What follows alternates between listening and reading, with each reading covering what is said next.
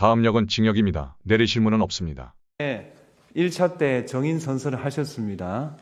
그 선서의 효력이 유지가 됩니다. 바꿔 말하면 오늘도 거짓말 하시면 위정죄로 처벌받는다. 그런 내용입니다. 그리고 정은 거부권 고지는 지난번에 해드렸고요. 다 이해하셨죠? 예. 그러면 오늘은 피청구인이 신청한 정인이니까 주시면 하십시오. 네, 윤갑근 변호사입니다. 증인 12월 3일 20시 22분경 대통령과 통화한 사실이 있죠. 네, 증인이 대통령과 직접 통화한 것은 그때가 처음이죠. 예, 그렇습니다. 그때 대통령과 통화하게 된 것은 조태용 국정원장이 미국 출장으로 잘못 알고 전화를 하게 되었던 것이죠.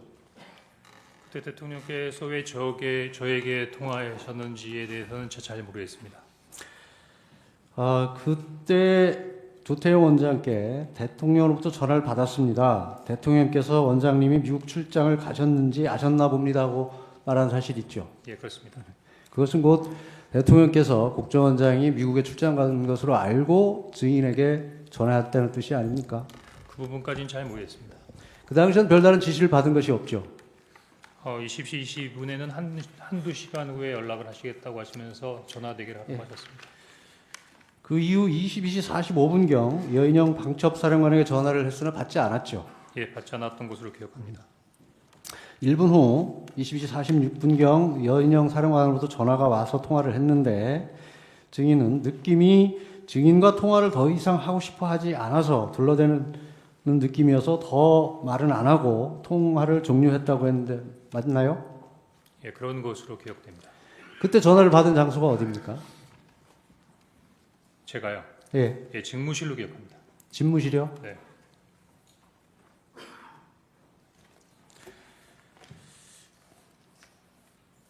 그때도 여인영 사령관이 바쁘게 움직이고 있어서 제 말에 바로 대답을 하지는 않고 여기저기 지시를 하는 것 같아서 상당한 시간 대답을 하지 않다가 상당한 시간 폰만 들고 다른 일을 하고 있는 것 같아서 더 이상 통화가 어렵다고 생각해서 알았어 하고 끊었다고 했는데 맞나요?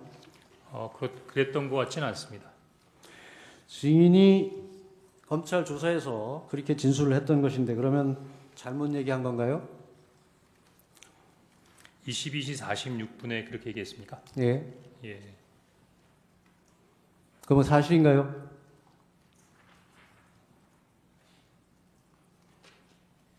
기억이 안 나나요?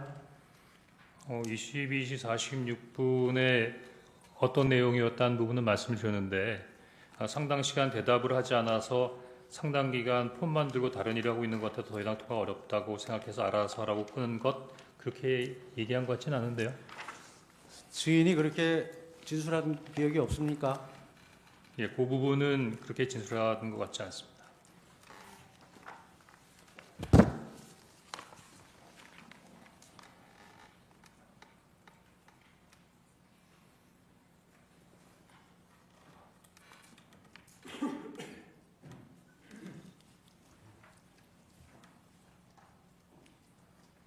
여기 보면 여사람과도 바쁘게 움직이고 있어서 제 말에 바로 대답을 하지는 않고 여기저기 지시를 하는 것 같아서 상당한 시간 대답을 하지 않다가 저 정도의 말만 했고 상당한 시간 폰을 놓고 다른 일을 하고 있는 것 같아서 제가 더 이상 통화하기 어렵다고 생각해서 알았어 하고 끊었습니다. 이렇게 진술했죠? 예, 저기 문건을 보니까 그렇게 진술한 것 같습니다. 그러면 어느 게 이렇게 진술한 게 맞는 거죠? 네. 이렇게 통화한 것이 맞는 거죠? 네, 그렇습니다. 22시 53분경 대통령으로부터 전화가 와서 통화를 했죠. 그렇습니다. 이때는 조태용 국정원장이 국내에 있다는 것을 대통령이 알고 있던 시점이죠. 그 부분에 대해서는 제가 잘 모르겠습니다. 증인은 대통령과 통화한 후 22시 58분경 여인영에게 전화를 걸었죠. 그렇습니다. 앞에서 말씀드렸듯이 여인영이 비협조적으로 전화를 받는데 다시 전화를 건 이유는 무엇인가요? 대통령께서 방첩사를 지원하라고 말씀하셨던 지시사항을 수명하기 위해서였습니다. 그때도 여인영이 폰만 들고 다른 바쁜 일을 하고 있어 대화를 나눌 상황이 안 된다고 판단해서 통화를 마쳤다고 했는데 맞나요? 예, 아까 그 첫 번째 내용하고 비슷한데 제가 22시 53분과 23시 06분에 진술한 내용에 대해서 조금 정정할 필요성을 좀 느끼고 있습니다. 정정이 아니고 그렇게 진술한 게 맞습니까? 조사에서 그렇게 진술을 했는데 진술한 것이 맞습니까? 검찰에서는 진술을 했는데 지금 다시 한번 생각해 보니 22시 53분과 23분의 내용이 조금 혼동된 부분이 있어서 정정할 필요가 있다고 말씀드렸던 겁니다. 그 당시 진술한 게 정확하겠습니까? 지금 2달이 지난 시점에서 기억하는 것이 정확하겠습니까? 당시에는 제가 검찰 조사 받을 때 병원에 입원한 상태에서 전화를 받았었고 병상에서 투약한 상태에서 알겠습니다. 예, 그 당시 통화한 장소는 어딘가요? 언제 말입니까? 22시 58분 말입니다. 22시 58분에 공관 앞 공터로 기억하고 있습니다. 확실합니까? 예, 그렇게 기억합니다. 사실 23시 6분 여인원과 통화한 사실이 있죠. 그렇습니다. 증인이 전화를 한 것이죠. 그렇습니다. 계속 바빠서 전화를 못 받는데 또 통화한 이유가 무엇입니까? 바빠서 대화를 안 되는데 또 전화한 게 아니라 제가 정정하려고 했던 건 22시 58분과 23시 06분에 중요한 대화가 이어지고 있었습니다. 그것이 검찰에서 조사받을 당시 그런 일이 있었을 직후에는 기억이 안 나고 지금 기억이 난다는 그런 취지인가요? 아닙니다. 검찰에서 조사를 받을 때도 그랬고 최근까지도 그렇게 생각을 했었는데 이번에 조태영 원장님께서 CCTV를 공개하면서 구체적인 사실을 적시하니까 그런 사항과 견주어 여러 가지 부분들을 재검토하는 부분 중에서 22시 58분과 23시 06분과의 진술과 관련해서 22시 58분의 내용을 23시 06분에 두 가지 대화를 한꺼번에 대화한 것처럼 23시 06분의 대화로 그럼 진술했다는 다시 걸 묻겠습니다. 확인했습니다. 22시 58분경 네, 전화를 했을 때 공관 주차장이 확실합니까? 예, 그렇게 기억이 됩니다. CCTV 영상에 보면 그 당시에는 본관으로 진입하면서 통화한 것으로 나타나는데 이것도 그럼 기억이 잘못된 겁니까? 지금 그러자도 막 들어오면서 국정원에도 공개한 CCTV를 봤는데 현재 그 CCTV가 정확한다 하더라도 저는 나름대로 몇 가지 부분에 있어의 의무를 가지고 있습니다. 그래서 증인의 생각이고 어쨌든 CCTV 상에는 증인이 공관 주차장에 전화를 하지 않고 본관에 진입하고 있었다는 것은 객관적 사실인 것입니다. 계속 묻겠습니다.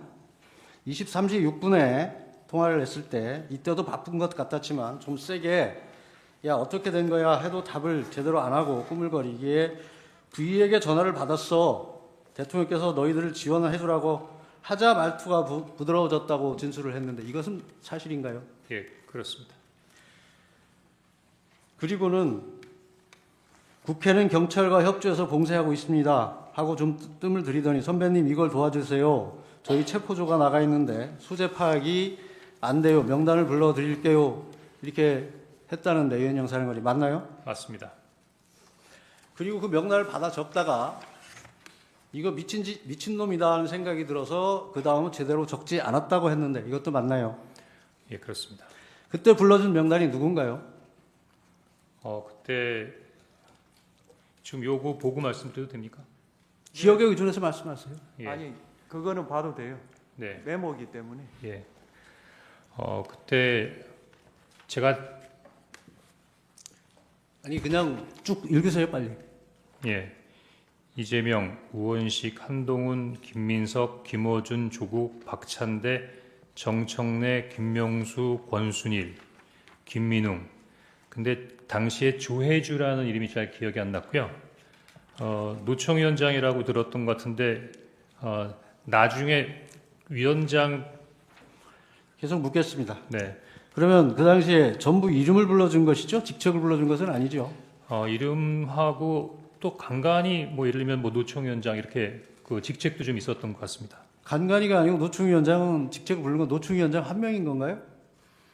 지금 증인께서 제가 그때 이게 한 노총인지 민 노총인지 잘 기억이 안 났다고 한번 얘기했던 것 같은데 그러니까 직책은 예. 한노총인지 민노총인지였고 지금 증인이 증언하기를 네. 사람 이름을 또박또박 증언을 하셨지 않습니까? 그게 맞지 않냐는 말이죠. 다시 한번 말씀해 주시겠습니까? 증인이 지금 사람 이름을 얘기했고 네. 직책 얘기는 한노총인지 민노총 위원장만 얘기를 하셨잖아요. 네. 그러니까 다 그때 이름도 얘기했습니다. 이름도 얘기했는데 제가 정확하게 그러니까 직책을 얘기한 건 노총 위원장 뿐이라는 말씀이시죠.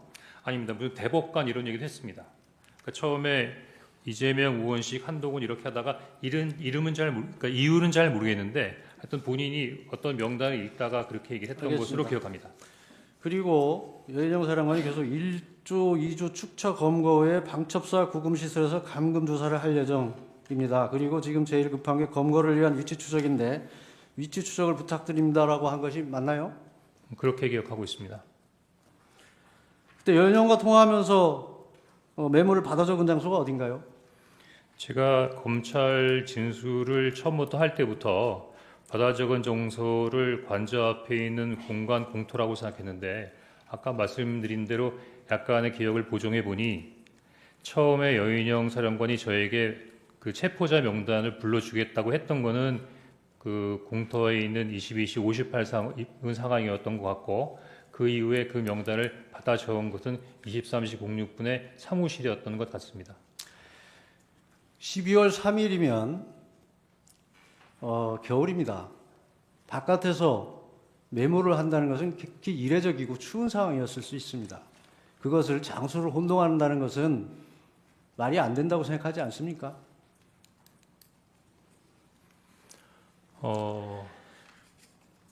그 이후에 명단을 받아 적은 후에 네. 어떻게 했습니까?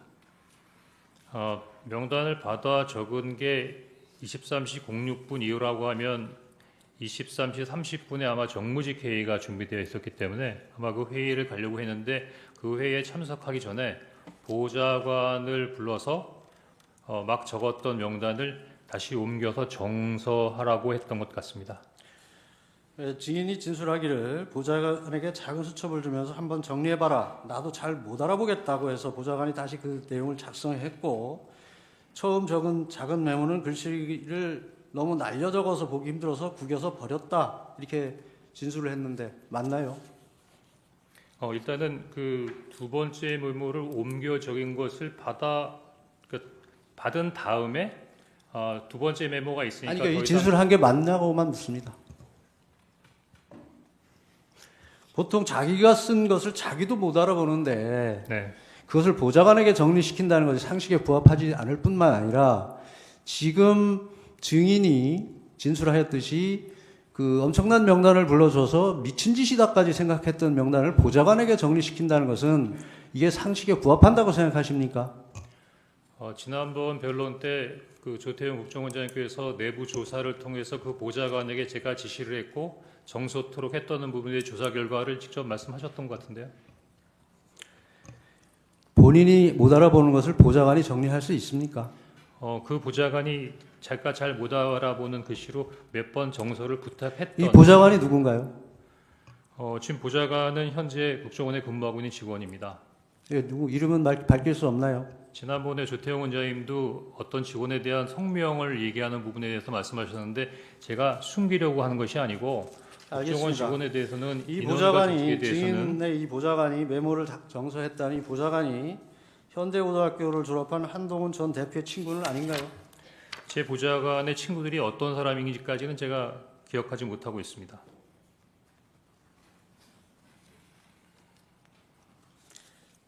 이 메모지 보시죠. 네, 이 메모지 증인이 12월 11일 검찰 조사를 받으면서 제출한 거 맞죠? 예, 맞는 것 같습니다. 잠시만요.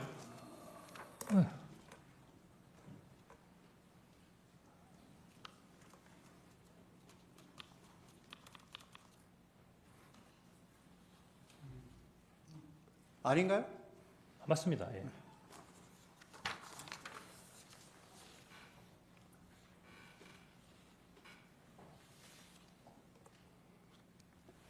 이 메모지가 아까 그 메모지와 동일한 건가요? 예, 메모지는 동일한 겁니다. 이게 그 정서했다는 그 메모지인가요?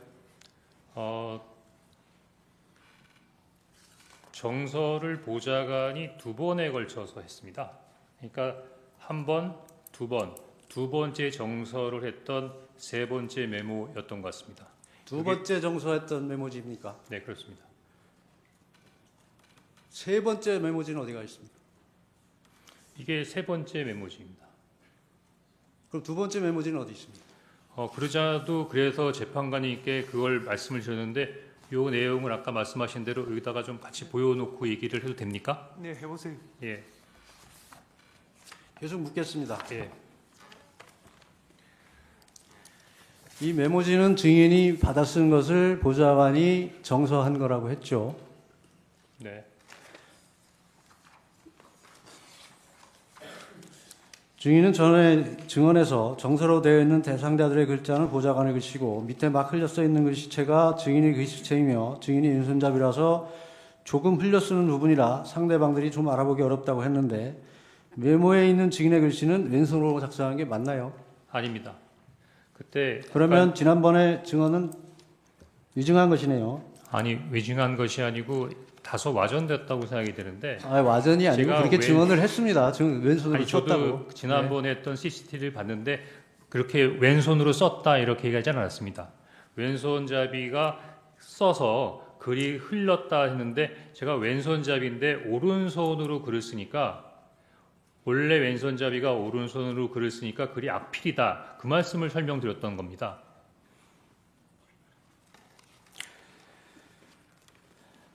증인은 검찰 조사에서 아까 명단을 적다가 이거 미친놈이다라고 생각이 들어서 그 다음은 제대로 적지 않았다고 했는데 그러면 메모지에 빠진 사람이 누굽니까? 제가 이 메모지에 대해서 좀 이렇게 아니 빠진 사람이 누구냐고요. 빠진 사람이 받아 적다가 네. 그만뒀다면서요. 미친놈이라고 해서. 그래서 10명을 쓰고 2명을 못 썼었습니다. 그 두 명이 누굽니까? 지금 기억하기로는 양정철과 조혜주입니다.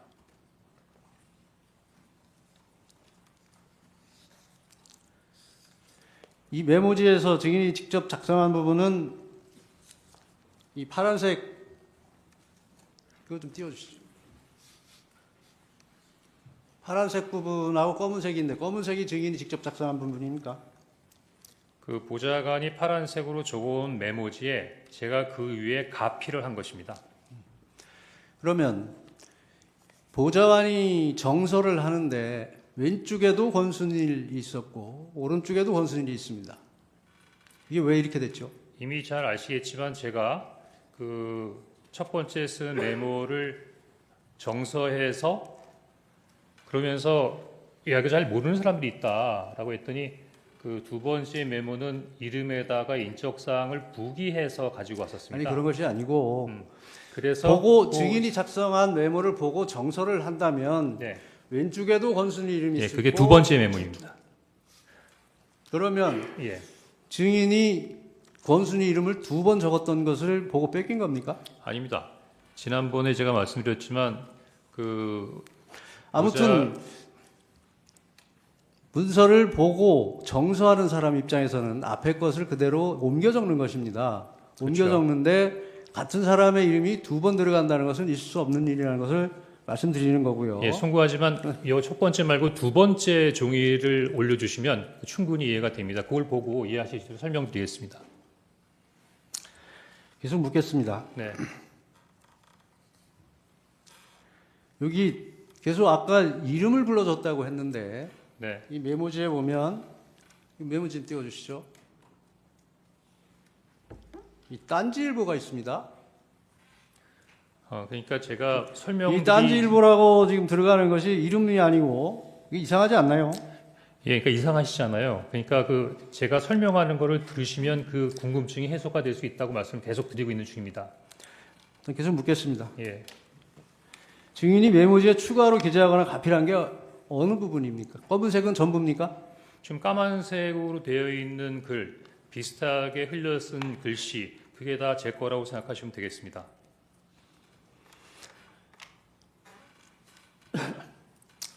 여인영 방첩사령관으로부터 이제 불러주는 명단을 메모를 해서 그것을 보좌관에게 정서하도록 시켰는데 여기 보면 딴지일보 이상한 게 들어가 있고 권순일이라는 이름이 두 번 적혀 있고 또 조국 전 의원, 박찬대 의원은 빠져서 추가로 적는 일이 생겼습니다. 왜 이런 일이 생겼을까요? 이것이 첫 번째 메모를 바로 옮겨 적은 것이 아니고 제가 말씀드린 대로 자세하게 인적 사항이 부기가 되어 있는 두 번째 메모가 있었다고 말씀을 드렸고요. 요거는 보좌관이 두 번째로 적었던데 기존에 있는 명단을 그대로 보고 적은 게 아니라 한번 적어봐 이름만 해서 두 번째 메모를 보지 않고 자기가 생각나는 대로 일단 적은 내용이고요. 그러면 두 번째 메모, 정사한 두 번째 메모를 주지 않고 네, 그냥 또 기억에 의존해서 적어봐라 이렇게 네. 시켰다는 건가요? 맞습니다. 그 이유가 뭔가요? 제가 당일날은 너무 정무직회의, 산하부소장회의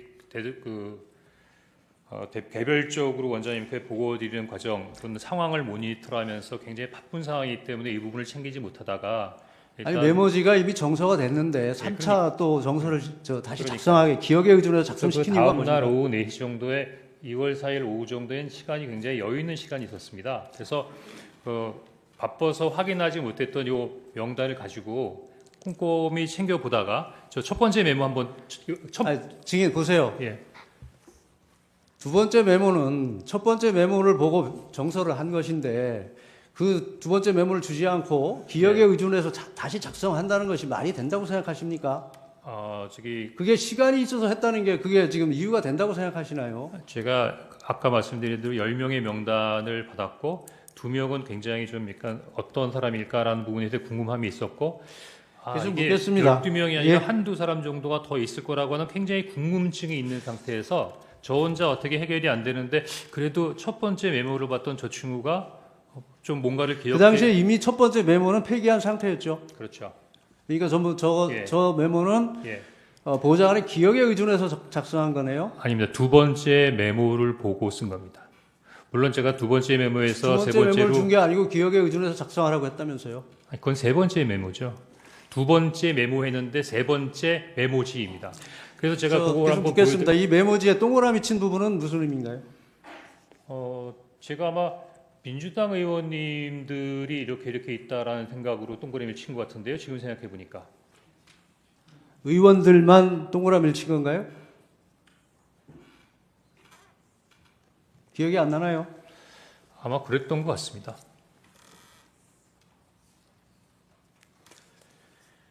앞에서 이건 미친 짓이다 하고 적다 말았다고 했는데 굳이 이 메모를 다시 정서시킨 이유는 무엇입니까? 당시 이렇게 그 말씀은 좀 제가 뭐 약간 그런 뉘앙스가 있었다는 말씀을 드렸던 거고 그런 것과는 무관하게 당시에 있었던 그런 부분이니 당시 이런 일이 있었으니까 최소한 비상계엄 당시에 방첩사가 체포하려고 했던 명단이다. 그 명단 정도의 인원들은 알고 있어야겠다라는 생각으로 그 명단을 기억하기 위한 차원에서 메모를 남긴 겁니다. 그 명단을 굳이 기억할 이유가 있나요? 다른 목적을 가지고 작성됐던 것으로 보이는데 그 목적이 무엇일까요? 그 정보기관에서는 여러 가지 부분들을 많이 알려고 하는데 그 알려고 하는 부분들이 다 나름대로의 다른 의미가 있어서 그렇습니까? 더구나 계속 묻겠습니다. 네. 이 증인이 며칠 전 어느 방송에 출연해서 명단이 크로스 체크됐다는 표현을 썼습니다. 그런데 이 메모지의 명단과 여인영 전 사령관이 불러줬다는 명단이 일치하지 않습니다. 그 이유는 무엇이죠? 여인영 사령관의 명단이 따로 있습니까?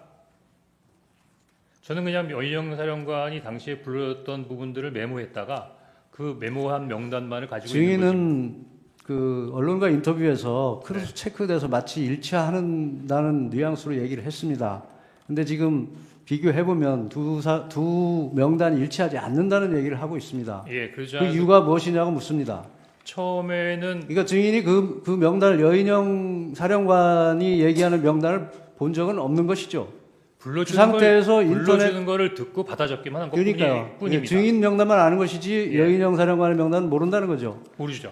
그럼에도 불구하고 언론에서는 마치 확인한 것처럼 얘기한 것을 그거는 지적하는 아마 것입니다. 12월 3일이나 예, 계속 4일의 증인 얘기가 계속 아니고 묻겠습니다. 예, 그 이후에 여러 가지 언론의 증인. 방첩사나 조지경찰청장의 명단이 나오니까 그런 것들을 한번 크로스 체크해봤다는 것으로 크로스 체크 해봤습니까? 일치하던가요? 다 완벽하게 일치하진 않는데 유사하다고는 생각했습니다. 유사하다고 생각했습니까? 일치하지 않는 부분이 어떤 부분이든가요? 계속 묻겠습니다. 그 증인은 검찰의 조사를 받으면서 메모지의 원본을 제출할 수 없다고 하면서 사진 촬영해서 제출했는데 왜 메모지를 제출하지 않고 사진 촬영해서 제출했습니까? 그거는 제가 좀 이해하기 어려운데요. 제가 왜 제출하지 않았겠다고 했겠습니까? 보니까 제가 경찰, 검찰 공수처 조사를 받았는데 대부분 다 특히 경찰도 디지털로 해서 증인 폴리시 지금 좀 수사기관에서 네. 수사기관에서 이 메모지를 확보한 경위를 보면 네. 증인에게 제출할 수 있냐고 물었더니 제출할 수 없다고 해서 사진 촬영하여 기록에 첨부한다고 되어 있습니다. 그래서 묻습니다. 왜 제출하지 않았습니까? 12월 12일 날 검찰하고 공수처에서 받을 때 굳이 안 된다고 얘기했던 기억은 잘 안 나는데. 그런가요? 네. 꼭 보여드려야 되나요? 보여주십시오. 예. 분명히 수사기관에서 제출할 수 없다고 해서 사진 촬영해서 첨부했습니다. 원본은 지금도 가지고 있나요? 예, 원본은 가지고 있습니다.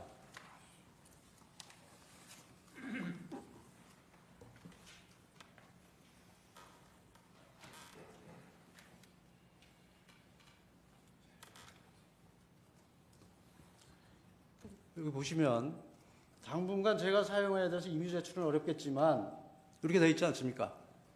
예. 이걸 어디에 사용하려고 했습니까?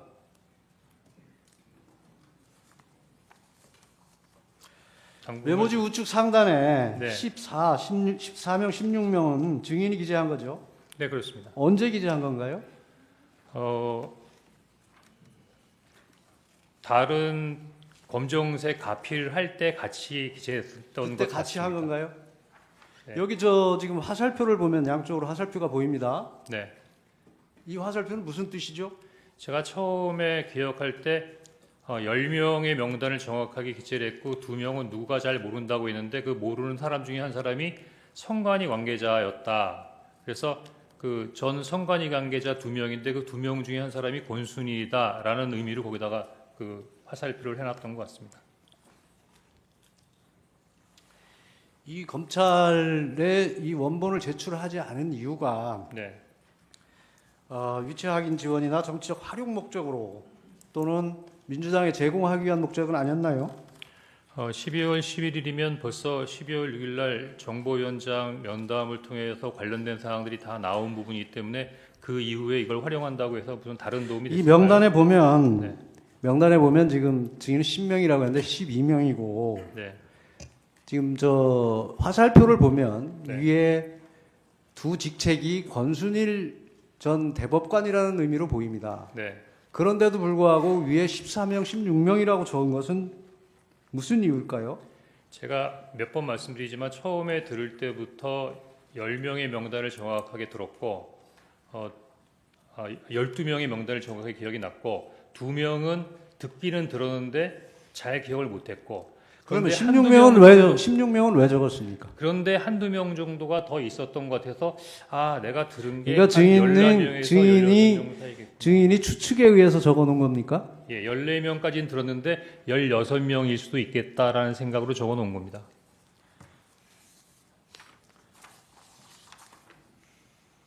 아까 검찰에 제출한 거 보면 16명을 지웠습니다. 그렇습니다. 왜 지웠나요?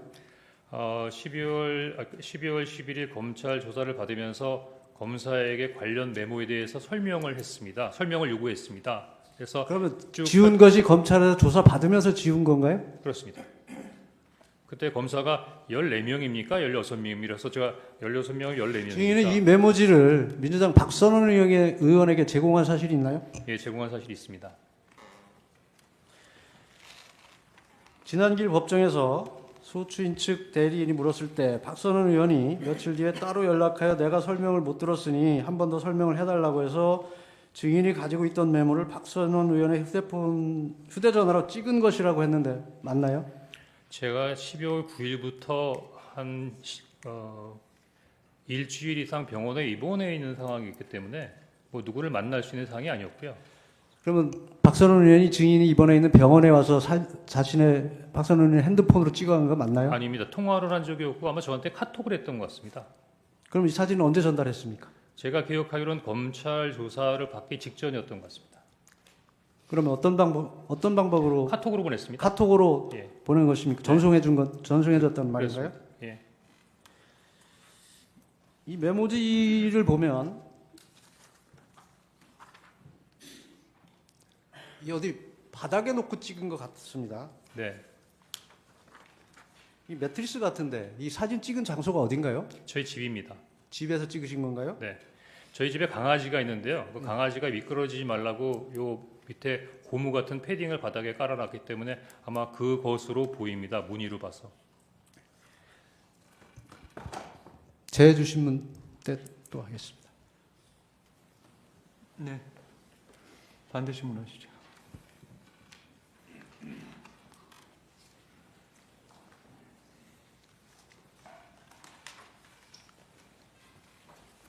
예, 먼저 그 증인 진술조서 20쪽을 제시하겠습니다.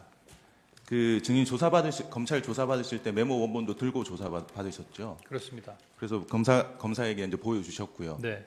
그래서 이제 여기 보시면 이제 원본을 제출할 수 있는지 물었는데 현재로서는 이제 원본의 이미 제출은 힘들고 일단 이제 사진을 촬영하도록 해서 제출하신 것이죠. 맞습니까? 그래서 제가 감히 그 상태에서 검찰의 검사께서 가져가겠다고 하는데 안 드리지는 않은 것 같고요. 제가 아마 참고인이니까 피의자가 아니라서 압수수색할 수는 없는 부분이고 아마 저한테 뭐라고 말씀하셨는데 뭐 사진을 찍어가도 괜찮다 이렇게 해서 그냥 사진을 찍어가신 것 같은데요. 예. 전 알겠습니다. 도리어 그 다음에 경찰에서도 와서 그 사진을 찍었는데 그 검찰은 또 특이하게 이메일을 통해서 police.co.kr이라고 하는 무슨 이메일을 보내서 글로 넣어야 증거 효력이 있다고 해서 그래서 전 요즘에는 다 디지털식으로 증거를 수집하는 줄 알았습니다. 예. 그 이제 준비된 신문사항 여쭤보겠습니다. 그 1항입니다. 그 비상계엄 당시에 증인은 국정원에서 약 30년 동안 근무해서 조직에 관해서 잘 알고 계시던 상황이셨죠. 조직이 자꾸 변하니까 꼭 그렇다고 할 수 없지만 그래도 대체적인 부분에 있어 이해도는 높다고 판단합니다. 예, 그 조태용 국정원장은 국정원에 오신 지 1년도 채 안 되던 시점이었죠. 네. 예, 2항, 3항 생략하겠습니다. 4항, 5항도 생략하겠습니다. 6항입니다. 그 증인은 그 당일 그 계엄 당일에 조태용 국정원장에게 보고하시면서 대통령으로부터 전화를 받았습니다. 대통령께서 원장님이 미국 출장을 가셨는지 아셨나 봅니다라고 이제 말씀하신 것 같은데 그 이유가 대통령이 증인에게 이제 직접 전화하신 것에 대해서 나름대로 조태용 국정원장이 기분 상하도록 하지 않도록 하기 위한 그런 차원이었습니까? 사전에 뭘 얘기한 게 아니라 그냥 추정으로 얘기한 거고요. 예. 예. 그럼 별 뜻 없이 뭐 얘기하신 그런 겁니까? 거 아니면 나한테 전화할 이유가 없는데라는 어떤 그런 뉘앙스로 원장님께 말씀드리는 말씀. 예, 알겠습니다. 7항입니다. 그 피청구인은 그 2월 4일 심판정에서 이제 이렇게 말씀을 하셨습니다. 이제 피청구인이 증인에게 계엄 관련해서 방첩사를 도와주라고 이제 지시를 안 하셨다는 취지로 만약에 계엄 관련해서 방첩사를 도와주라고 지시한 것이라면 피청구인이 방첩사령관에게 직접 전화를 해서 애로사항이 있으면 국정원 1차장에게 통화를 했으니 국정원 1차장에게 전화를 하라고 말했어야 하는데 방첩사령관에게 전화를 직접 하지 않았다 이런 취지로 말씀을 하셨어요. 그런데 그 증인은 피청구인이 비상계엄 당일에 12월 3일 23시 무렵입니다. 그 여인영 방첩사령관에게 2차례 직접 전화하신 사실을 알고 계신가요? 그 당시로서는 제가 하고 있는 거 이외에는 다른 내용들을 알 수 있는 상황은 아니었습니다.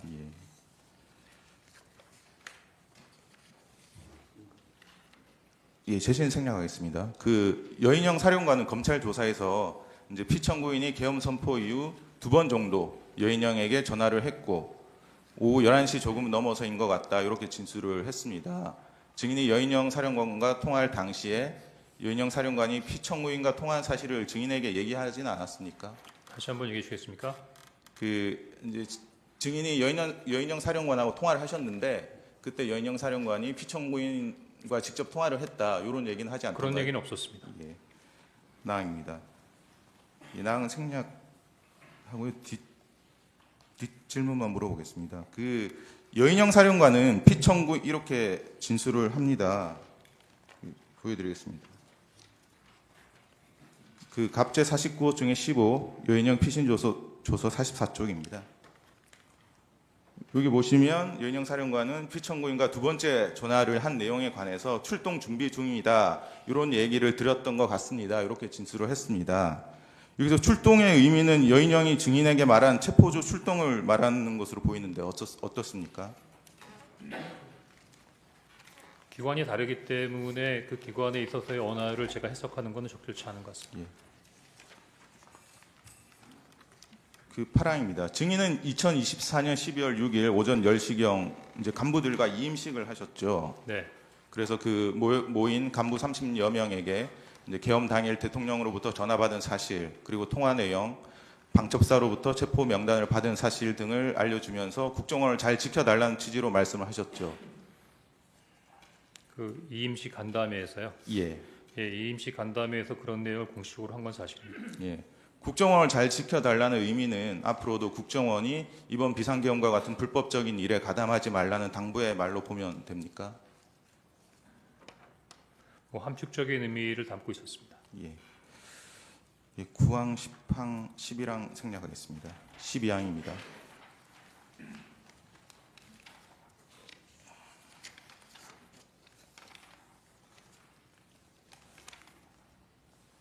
일제 171호증의 1 메모를 제시하겠습니다. 증인 아까 이제 말씀할 기회가 없으셨던 것 같은데 이 메모의 작성 경위에 대해서 간략하게 설명을 해주실 수 있으십니까? 예, 시간을 주신다면 말씀드리겠습니다. 예. 제가 전달했던 첫 번째 거를 올려주시고요.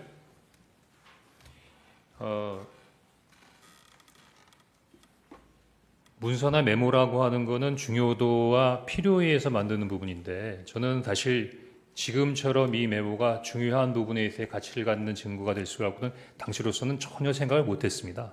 다만 당시로서는 더구나 비상계엄이 해제된 이후이지만 또 방첩사에서 비상계엄의 기간 동안에 왜 이런 사람들을 체포하려고 했을까라는 궁금증이 있었고 지금 당장은 어떻게 모르지만 이런 명단들에 대해서 좀 관심을 가져봐야겠다는 생각이기 때문에 나름대로 메모를 해서 이름들을 잊어먹지 않기 위해서 만들어 놓은 겁니다.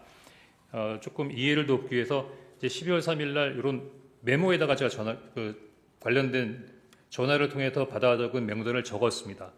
여기 아마 처음에는 한 10명 정도였던 것 같고 그다음에 제가 기억을 해서 12명 정도를 추가했던 것 같습니다. 그리고 2명 정도는 잘 기억이 안 났고 나중에 한두 명 정도가 더 있지 않나 해서 시간이 지나면서 자꾸 이렇게 좀 기억이 왔다 갔다 하더라고요.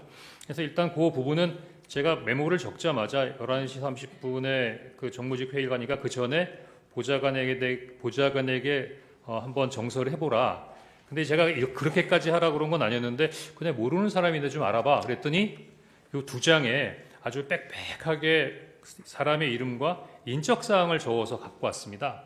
사실은 뭐 이렇게 복잡하게 적어놨나 하는 생각이 들었었는데 일단 요 두 번째 메모가 만들어졌고요. 다음 장 주십시오.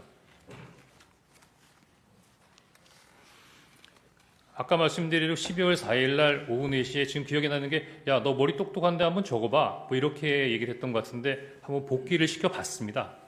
지금 생각해보면은 우리 변호인께서 왜 그런 일을 했냐라고 하시는 부분도 이해가 되는데 보좌관하고는 어떤 뭐 이런 부분에 있어서 몇 번에 있어 일이 있었기 때문에 거의 뭐 새로운 일은 아니었고요.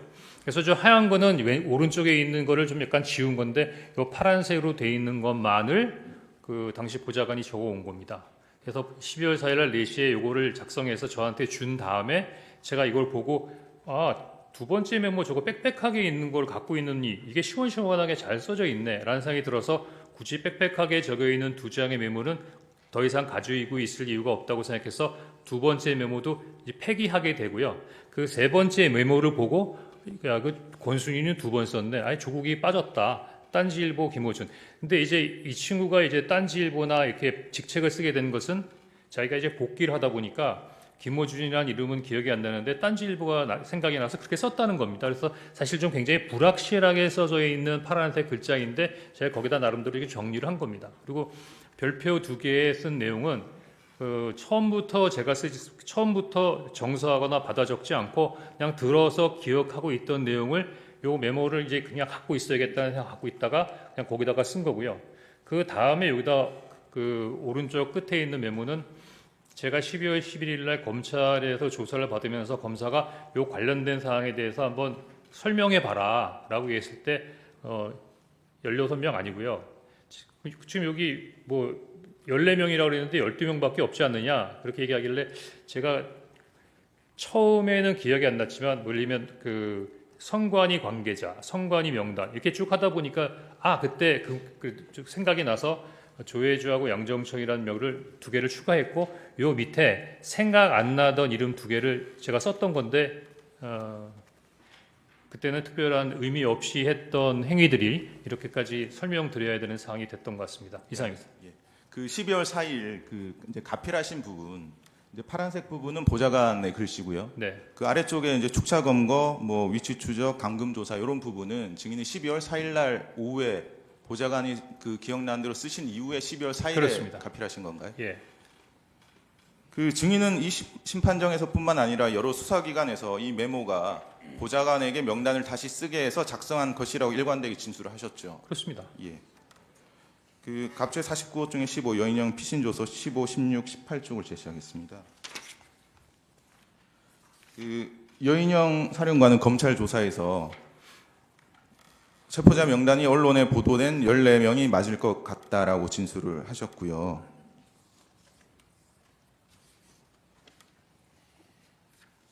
그 다음에 증인이 뭐 도와줄 것 없냐고 해서 체포자 명단을 불러주고 위치 확인을 도와달라고 했다라고 진술을 하셨습니다.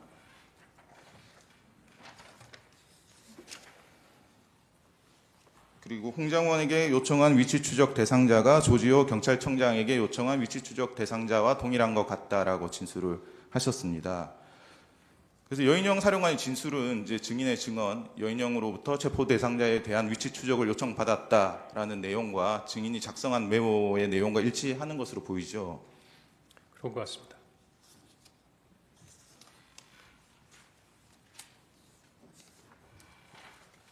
그리고 갑제 49호 중에 20 여인영 사령관 피신조서 8쪽 12쪽을 제시하겠습니다.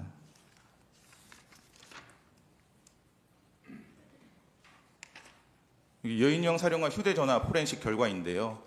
그 2024년 10월 27일 이런 메모가 있습니다. 포고령 위반, 최우선 검거 및 압수수색, 휴대폰 사무실 자택 주소 확인, 행정망, 경찰망, 건강보험 등이라는 메모가 발견됐고요.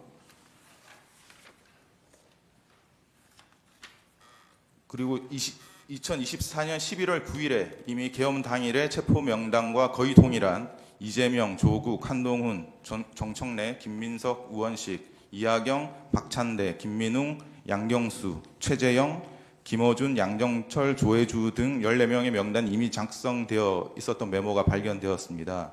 지금 이런 사실은 모르셨죠?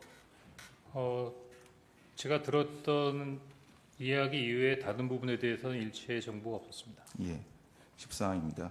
그 갑제 45호증의 10 조지호 청장의 이외 피신조서 28, 30쪽을 제시하겠습니다. 그 조지호 청장은 이제 여인영 사령관과 2차례 통화를 했는데 첫 번째 통화는 22시 30분에서 22시 40분경 사이였다. 첫 번째 통화에서 안보수사요원 100명을 지원해달라. 그리고 두 번째로 선관위에 우리가 들어갈 것이다 라고 했고, 세 번째로 이제 메모를 좀 해달라고 하면서 사람 이름을 불러줬는데 총 15명이라고 했다. 이재명, 우원식, 박찬대, 정청래, 김명수, 권순일이라고 했고, 이제 김동현이라고 들어서 경기도지사인 줄 알았는데 누구냐고 물어보니 김동현이라고 이재명 무죄 선고한 판사라고 했다. 이 사람을 체포할 건데 위치 추적, 위치 파악을 좀 해달라고 했다. 근데 우리가 할 수 없는 일이라고 했다. 이렇게 진술을 하셨고요. 그 다음 두 번째 통화에 대해서는 여인형이 급한 톤으로 짧게 얘기했는데 한동훈 추가입니다 라고 말했다고 진술을 하셨습니다. 조지호 진술 내용도 증인이 메모에 기재한 그 체포 명단과 거의 일치하는 것으로 보이죠. 명단을 직접 맞습니까? 읽어보지 않아서 그렇습니다만 언론에서 나온 걸로 보니까 좀 유사하다고 느꼈습니다. 예.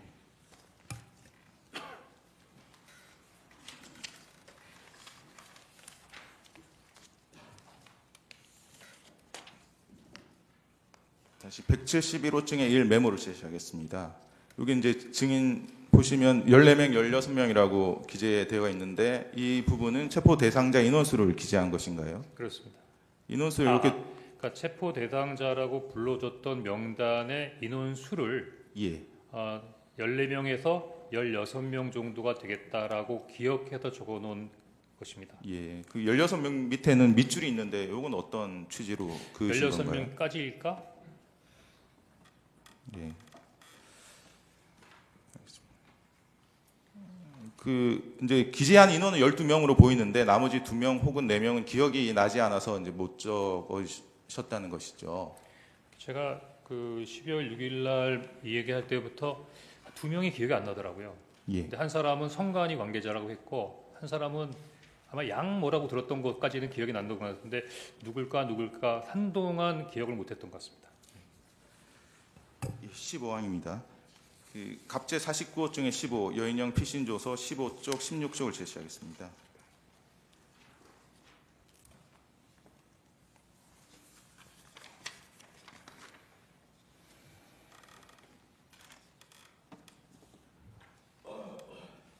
그 여인형은 검찰 조사에서 김용현으로부터 뭐 10명 정도 머릿속에 있었는데 장관님께 또 전화가 왔습니다. 이 3명부터 잡아라 라고 얘기를 들었고 그 3명이 이재명, 한동훈, 우원식이었습니다. 라고 진술을 했습니다. 그리고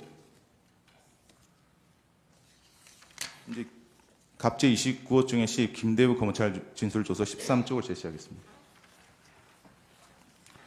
김대우 방첩사 수사단장도 검찰 조사에서 5개 정도 출동시켰을 무렵 사령관님이 연락이 와서 이재명, 우원식, 한동훈 이 3명에 집중을 하라고 했다. 그래서 이미 출동한 인원 포함해서 전 수사관에게 위 3명에 집중해서 체포하라고 했다. 이렇게 진술을 했는데 이렇게 주요 인물 3명을 먼저 체포하고 그 후에 나머지 사람을 순차적으로 체포하는 방식이 증인이 이제 메모에 기재한 1조, 2조 축차 검거 방식이 맞습니까? 그건 잘 모르겠습니다.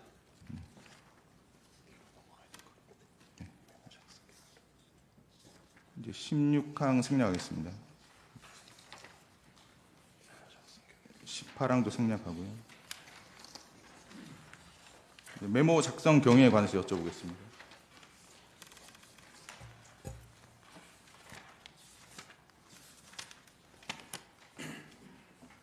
그 19항입니다. 그 조선일보 등 일부 언론 보도를 보면 증인이 국정원장 공간 앞 공터에서 메모를 작성을 했다면 피청구인과의 22시 53분경 이제 통화 이전에 메모를 작성했을 가능성이 있다. 이런 주장이 있습니다. 그 증인이 피청구인과 22시 53분경 통화 직전인 22시 46분경 여인형과의 통화를 한 것이 유일한데 이때 여인형으로부터 체포 명단을 들었습니까? 아닙니다. 예, 가항은 답이나 생략하고요. 증인은 여인형과의 22시 46분경 통화 이후에 국정원장에게 연락을 했는데 연락이 되지 않아서 산하 부서장들에게 비상 소집을 지시하고 국정원장을 만나러 사무실에서 국정원장 공간으로 갔던 것이 맞나요? 맞습니다. 예.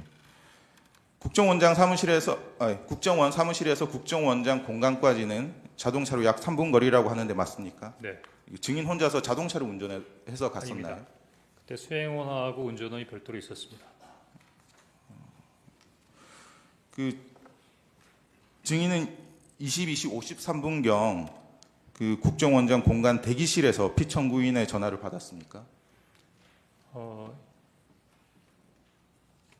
그렇습니다. 그 당시에 국정원장의 공간 비서실 직원이 증인이 전화하는 모습을 볼 수 있었다고 하던데 맞습니까? 그렇습니다. 그 증인은 그러면 53분경에 전화를 했으니까 54분경 또는 55분경에 피청구인과의 통화를 마치고 공간 밖으로 나왔죠. 네. 이제 증인이 이제 지난 증인 신문 때는 22시 58분경과 23시 06분경 여인형과 두 차례 통화를 했는데 이제 두 통화의 시간 차이가 8분밖에 되지 않고 그래서 통화 장소와 통화 내용을 정확하게 구별하지 않고 이제 축약해서 통화 내용을 섞어서 진술한 것으로 보이는데 맞습니까? 예, 방금 설명드린 대로 그렇게 진술을 했습니다. 네.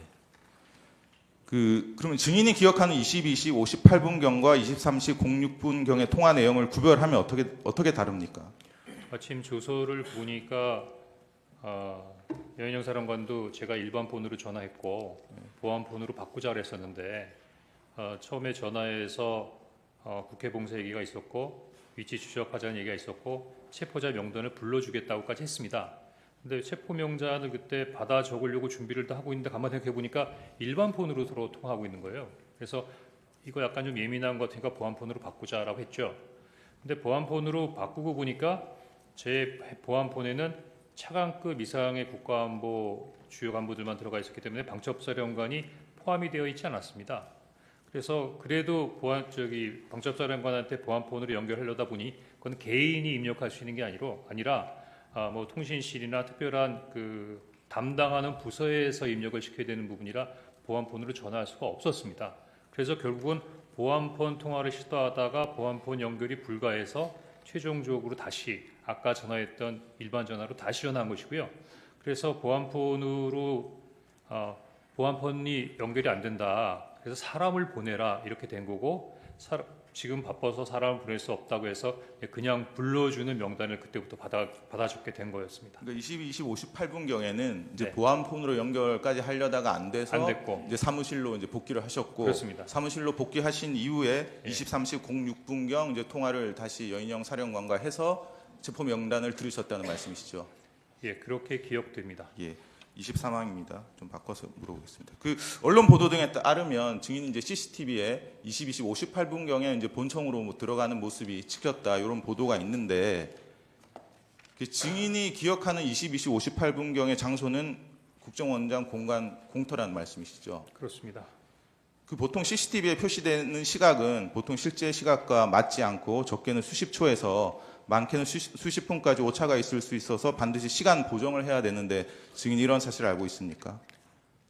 네, 알고 있습니다. 그 증인이 모습이 찍혔다는 CCTV 촬영 시각이 실제 시각과 오차가 정확하게 얼마나 보정되었는지 전혀 이제 확인되지 않는 것으로 보이는데 그럼 뭐 보정이 됐다 이런 얘기 못 들어보셨죠? 그런 얘기는 못 들어봤습니다. 예. 그리고 국정원은 CCTV 일부 정보만 선별적으로 공개하고 있고 증인이 CCTV상 언제 어디서 통화하는 모습이 찍혔는지에 대해서 전혀 밝히지 않고 있죠. 네,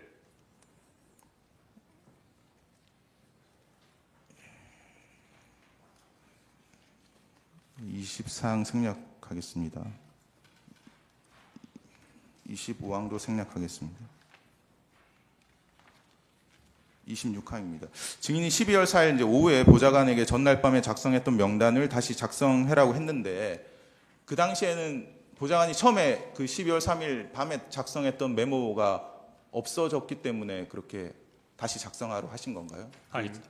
그럼 다시 작성하라고 하신 이유가 정확히 어떤 건가요? 12월 4일 오후에 그 명단을 쭉 보고 있으니까 계속 그 두 명이 생각이 안 났던 부분이 머리를 맴돌았고 한두 명 정도가 더 있을 텐데라는 생각이 들었는데 다시 여인영 사령한테 물어볼 수 있는 상황은 아니었기 때문에 혼자서 이렇게 할까 저렇게 할까 하다가 뭐 특별한 의미는 없지만 보좌관에게 야 너 머리 좋으니까 뭐 다시 써봐라 하고 얘기를 했고 사람이 어떤 일을 할 때 꼭 한 가지 이유로만 얘기하지 않지 않습니까? 사실은 첫 번째 메모를 그 두 장으로 나눠서 써온데 사람 이름에 가로 열고 뭐뭐뭐 해갖고서는 아주 빽빽하게 나서 어떻게 보면 보기가 어려울 정도로 복잡한 메모라 이거 버리고 새로 써야겠다는 생각을 했었는데 마침 이제 보좌관이 들어오길래 너 머리 좋으니까 한번 이름만 다시 한번 시원시원하게 써봐. 하여튼 뭐 이런 식으로 얘기를 했던 것 같습니다. 예. 그래서 그 파란색 볼펜으로 이렇게 이름하고 본인이 기억하려다가 기억하지 못한 부분을 직책으로 해서 이렇게 한 10명 정도를 기억해서 썼던 것 같습니다. 예. 그러면 12월 3일 밤에 작성한 체포 명단과 12월 4일 오후에 작성한 체포 명단이 동의를 합니까? 명단은 다 동일합니다. 예. 그 을제 127호증의 1, 이제 홍장원 검찰 제출 자료 21에서 25쪽을 제시하겠습니다. 요 메모들이 있는데요.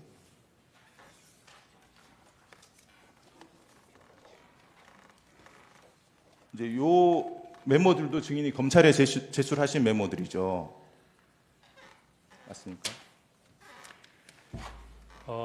제가 12월 9일 날 병원에 입원할 때 굉장히 생각보다 위중한 상황이었기 때문에 지금 이거 보여주시는데 이거 서류가 잘 기억이 안 나는데요. 이거를 제가 검찰에 제출했습니까? 예, 검찰에서는 증인이 제출한 자료라고 하고 있는데 예. 이제 당시에 그 상황이 끝나고 난 다음에 그 상황을 좀 정리하기 위해서 메모를 해놨던 것 같긴 합니다. 예.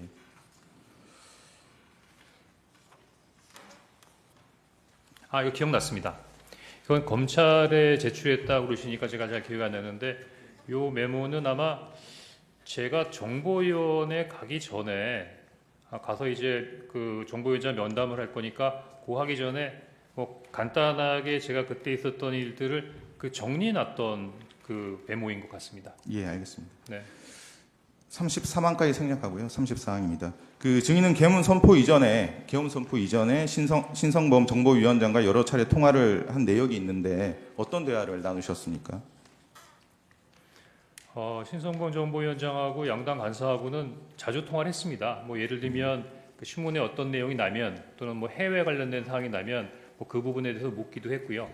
그리고 꼭 업무적인 부분이 아니라 개인적으로도 종종 시간이 지나니까 좀 친하게 통화할 수 있는 사이였기 때문에 종종 통화를 했던 것 같습니다. 예. 그 36항입니다. 그 자꾸 이제 피청구인 측에서는 박선원 의원과 이제 증인이 연락한 것에 대해서 문제를 삼고 있는데 그 계엄 당일 12월 4일 자정 무렵에 박선원 의원으로부터 카카오톡으로 이게 무슨 일입니까? 라는 메시지를 받고 한 2시간 지나서 저도 TV만 보고 있습니다라고 답장을 이제 보내셨고 박선원 의원이 그러셔야 합니다라고 보내신 적은 있으시죠? 예, 있습니다. 그게 답니다. 그 대화 말고 다른 대화가 있었습니까? 다른 대화는 없었죠. 언제 말입니까? 그 계엄 당일. 개명 당일은 전화 통화한 적 없을 겁니다. 예. 예. 37항입니다. 그 조태용 국정원장의 이제 통화 내용을 보면 신성범 정보위원장, 성일종 국방위원장과 통화한 내역이 많이 있는데 이제 국정원장과 국정원 1차장 등 이제 국정원 정무직들이 정보위원회, 국방위원회 위원장, 여당 간사, 여당, 야당 간사들과 연락하는 것이 뭐 특별히 이례적인 일은 아니죠. 네, 그렇게 생각합니다. 그 이제 피청구인 측에서는 이제 증인이 계속 야당 쪽과 연락한 것을 이제 이상하게 탄핵 공작이다 이렇게 주장을 하고 있는데 그 조태용 국정원장의 통화 내역을 보면 을제 133호증입니다. 그 계엄 전날 12월 2일 17시 51분경에 이제 영부인과 문자 메시지도 주고받고요. 그리고 계엄 당일인 12월 3일 오전 09시 49분경에도 메시지를 주고받습니다. 그 이례적인 것으로 치자면 국정원장이 영부인과 업무적이든 사적이든 연락을 주고받는 것이 훨씬 더 이례적인 일 아닙니까?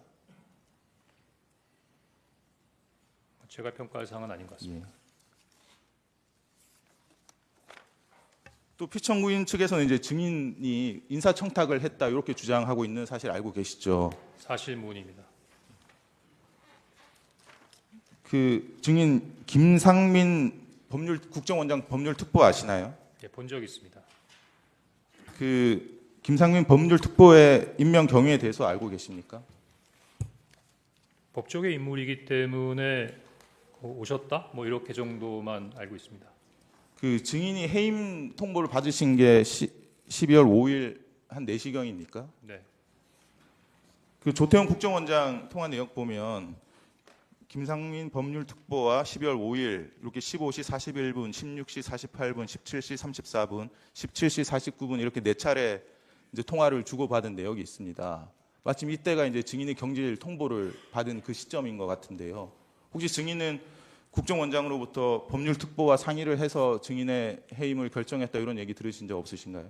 그건 아니고 아마 당시에 저만 경질된 게 아니라 기조실장도 같이 교체한다는 얘기가 있어서 그 기조실장의 후임으로 김상민 특보가 온다는 얘기가 있었습니다.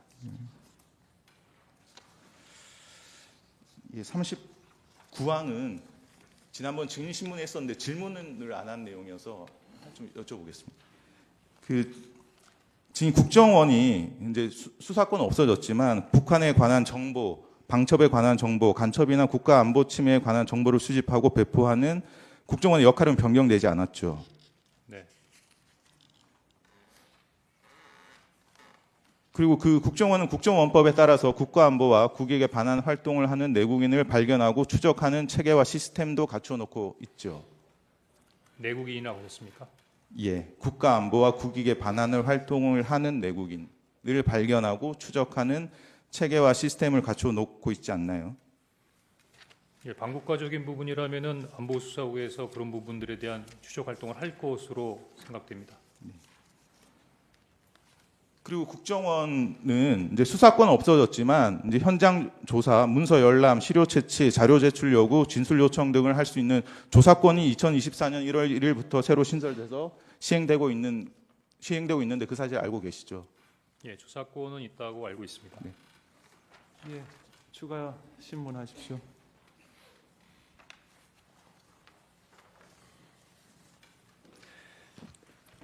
증인 검찰에서 조사받을 때 세브란스 병원 병실에서 받았죠? 예, 강남 세브란스 병원에서 조사받았습니다. 그 입원 기간이 어떻게 되나요? 며칠부터 며칠까지 입원했었나요? 한 7, 8일 정도 되는 것 같습니다. 일단 입원은 9일 날 했고 예, 한 7일, 8일, 9일, 한 9일 정도 된 것 같습니다. 한 18일까지 입원하셨나요? 그거는 지금 제가 기억 못하겠습니다. 한 정확하게 구- 그 구일 정도 된다고는 정도, 예. 말씀드리겠습니다. 증인이 아까 메모지 그것을 박선원 의원에게 카카오톡을 보내줬다고 했죠? 네, 그게 언제쯤인가요? 제가 검찰 조사를 받기 전이니까 제가 검찰 조사를 12월 11일에 받았거든요. 그 직전인 것 같습니다. 왜냐하면 병원에 있을 때였고 박선원 병원에 의원이 있을 때인데 아까 사진은 집에 있는 강아지 매트리스에서 찍은 것으로 돼 있는데 그럼 날짜가 맞지 않는데요? 그건 그 전에 그건 그 전에 찍어서 제 그 그 전에 사진으로 갖고 있었던 것 같습니다. 그 전에 찍어서 미리 갖고 있었습니까? 네. 무슨 이유로 그 사진을 찍어서 가지고 있었죠? 12월 6일 날 그 정보에 갔다 온 이후에 요 사항들을 다 찢어버릴까 했거든요. 다 없애버릴까. 근데 결과적으로 없애지도 않았고 사진만 찍어 놓은 거네요. 그렇습니다. 그럼 사진을 여러 군데 지금 보낸 적이 있습니까? 없습니다. 박선원 의원은 12월 11일 국회 본회의와 12월 12일 김어준의 유수공장에 출연해서 이 메모의 작성 경위에 대하여 증인이 여인형과 통화를 하는데 증인이 불러주는 것을 보좌관이 받았어서 파란 글씨가 보좌관의 것이라고 했습니다. 이것은 증인이 알려준 내용인가요?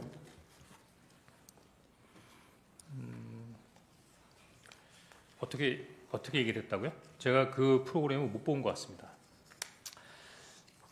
증인은 보좌관에게 정서시켰다고 했고 네. 박선원 의원은 네. 증인이 불러주는 것을 보좌관이 받았었다고 했습니다. 예. 계속 묻겠습니다. 예. 이 메모가 증인이 12월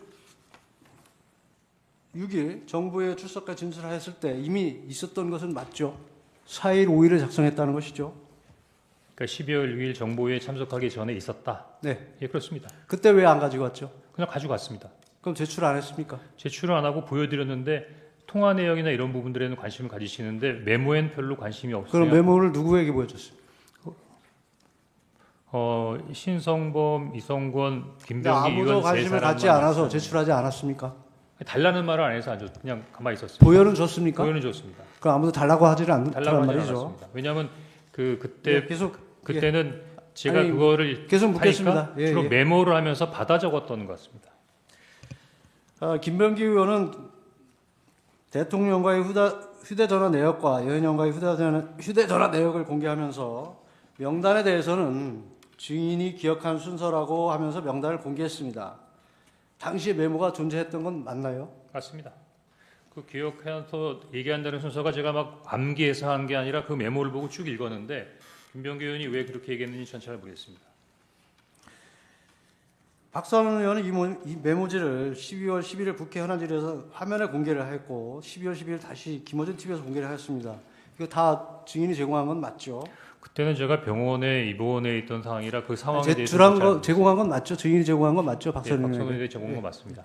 메모지에 1조 2조 축차 검거 후 방첩사 구금 시설 감금 조사 검거를 요청 위치 추적과 이거 증인이 직접 기재했다는 것이죠. 그렇습니다. 제가 직접 기재했습니다. 이 내용은 보좌관은 아는 내용인가요?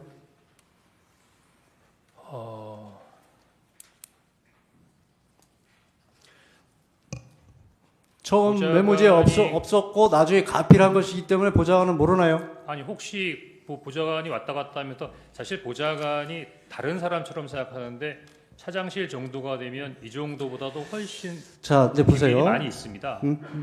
메모를 그 3일 계엄 당일 또 4일 5일까지 정리를 했나요? 그러면 이미 비상계엄이 해제가 됐습니다. 그리고 당초에 5일까지 한 게 아니라 4일날 4일 날 오후에 완성이 된 거죠. 됐습니까? 예. 그러면 이미 그때는 비상계엄이 해제된 시각이고 그리고 여인영 사령관이 증인에게 명단을 불러준 이유는 그 위치 추적이라고 한 것이 맞죠? 예, 위치 추적이라고 하는 게 맞습니다. 위치 추적이 분명합니까? 네. 위치 확인입니까? 추적입니까? 확인과 추적이 어떻게 달라지는지 잘 모르겠는데요. 그러면 이미 체포자가- 비상계엄이 해제됐고 이거 명단을 이용해서 더 이상 사용할 데가 없는데 또 증인은 아까 미친 짓이다까지 했던 메모를 다시 정서한 이유가 뭡니까? 위치 추적을 위해서 필요한 것은 아닐 테고 이미 제가 미친 비상계엄이 짓이라 해제됐기 때문에 그렇다면 증인은 이 어떤 다른 목적, 정치적으로 활용하거나 어떤 증인의 입지를 확보하기 위한 목적으로 작성했던 건 아닙니까? 그 메모지로 어떤 정치적 입지를 만들 수 있죠? 아니란 말이죠. 아닙니다. 그 메모지에 아까 말한 1조, 2조 추차 검거, 방첩사 구금시설 감금 조사 등에 기재한 이유는 뭐 기억력을 되살려 넣기 위해서 기재한 겁니까? 왜 기재한 겁니까? 아침부터 저녁까지 여러 정보 보고를 받다 보면 아침에 받은 정보 보고를 가끔 잊어버릴 때도 있습니다. 제가 아니 보기에는 이미 이때는 비상계엄도 메모해 놓은 해제되고 예. 뭐 특별히 이게 사용할 데가 없는 것인데 굳이 왜 또 정리를 해놨냐고 묻는 겁니다. 정보적인 차원으로 해도 방첩사령관이 비상계엄 때 한 뭐 그러면 그런 일이 있었다는 것을 적어 놓은 겁니까? 아니 10여 명의 계속 묻겠습니다. 10여 명의 인원을 체포하려고 했다고 하면 최소한 이런 사람들이 이렇게 했다는 부분 정도를 기억하고 있어야겠다고 그걸 생각하지 기억할 않겠습니까? 이유가 있나요? 국정원의 대공수사권이 언제 없어졌죠? 지난 정부에 없어졌던 것 같습니다. 안보조사국은 언제 생겼습니까? 안보수사국은 이번 정부가 생긴 다음이었던 것 같습니다. 안보조사국은 2차장 산하인가요? 예, 2차장 산하입니다. 그 메모지에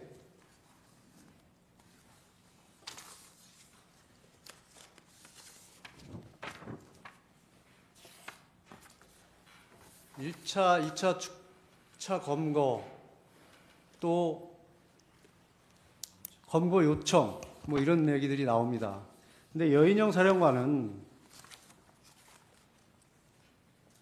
증인과 통화했을 때는 체포조가 아직 나가 있을 때도 아니라고 하고 있습니다. 그런데 증인은 아까 증언에서도 체포조가 나가 있습니다라고 여인영 사령관이 얘기를 했다고 합니다. 그건 맞지 않는데 상식적으로 어떤가요? 글쎄 저는 그냥 이야기한 대로 들었기 때문에 그 체포조의 어떤 동선이나 이런 부분 이야기한 대로 적은 것이 아니고 당초 메모에 증인이 특정 목적을 가지고 이걸 기재해 넣은 것이라고 볼 수밖에 없습니다. 왜 그러냐면 이게 체포조 출동 시간과도 맞지 않고 방첩사의 구금 시설도 없고 지난 기일에 재판관님께서 물었을 때 검거 요청은 아닌데 검거 지원 요청을 잘못 기재했다고 했습니다. 여러 가지가 상식에 반합니다. 그렇다는 것은 이것이 조작되거나 특정한 목적으로 작성됐다는 것을 설명하는 이유가 그것밖에 없다고 생각한다는 것입니다.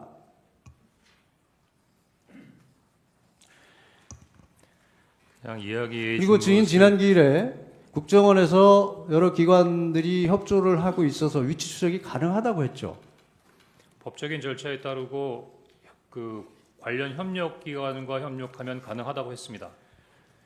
국정원에 수사권이 없는데 가능할까요?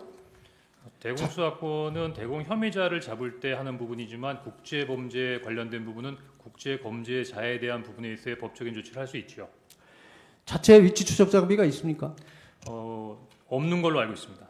그럼 결국 위치 추적을 하려면 통신사에 요청을 해야 되고 영장을 받아야 되는 것은 맞죠. 통상 제가 알기로는 소방청이 위치 추적을 정확히 한다고 들었습니다.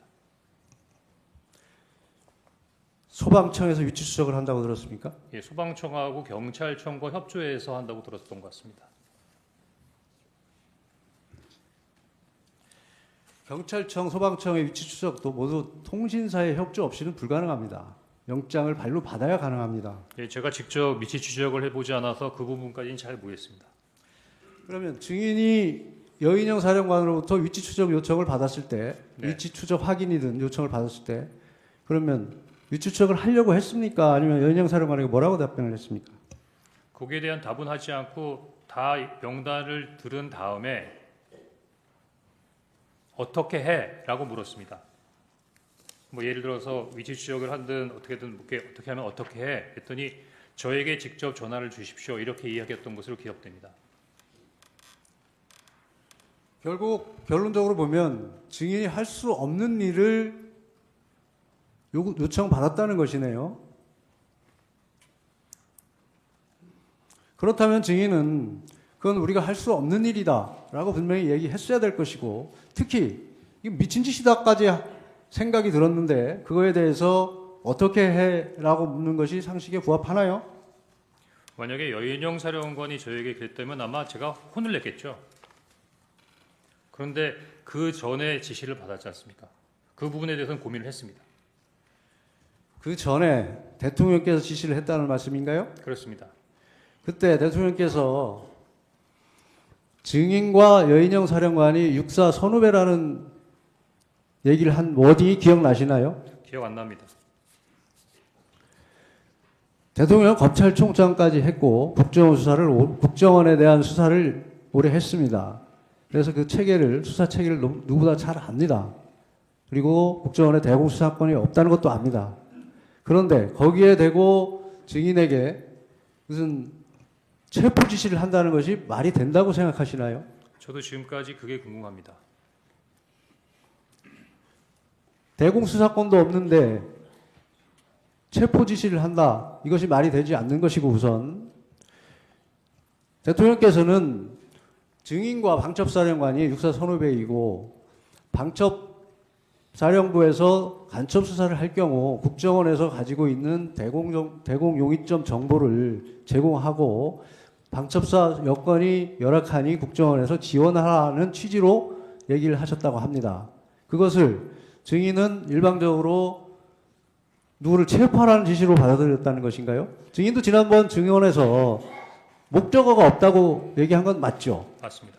그것을 단순히 대통령과의 통화 후에 그것도 여인영 사령관이 먼저 전화를 한 것도 아니고 증인이 여인영 사령관에게 전화해서 무엇을 할 것인지 물어보고 두 사람 간의 연결을 증인 마음대로 한 것 아닌가요? 그렇게 생각하기에는 전화통화의 내용과 이어서 여인영 사령관의 얘기를 분리해서 생각하기에는 좀 논리적으로 어려웠다 이렇게 생각됩니다.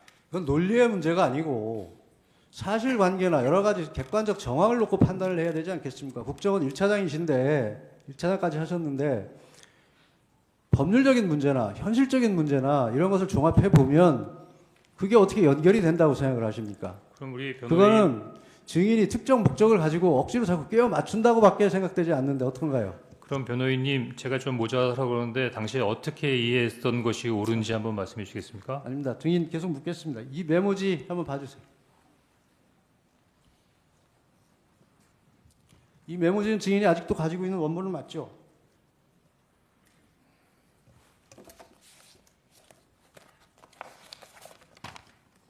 예, 가지고 있습니다. 이 메모지에 다시 아까 2차인지 3차인지 증인이 얘기하는 그 메모지에 조혜주, 양정철 두 사람이 또 추가됩니다. 네. 이건 언제 기재한 건가요?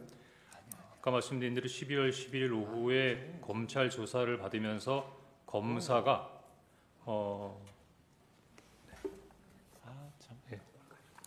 예, 됐습니다.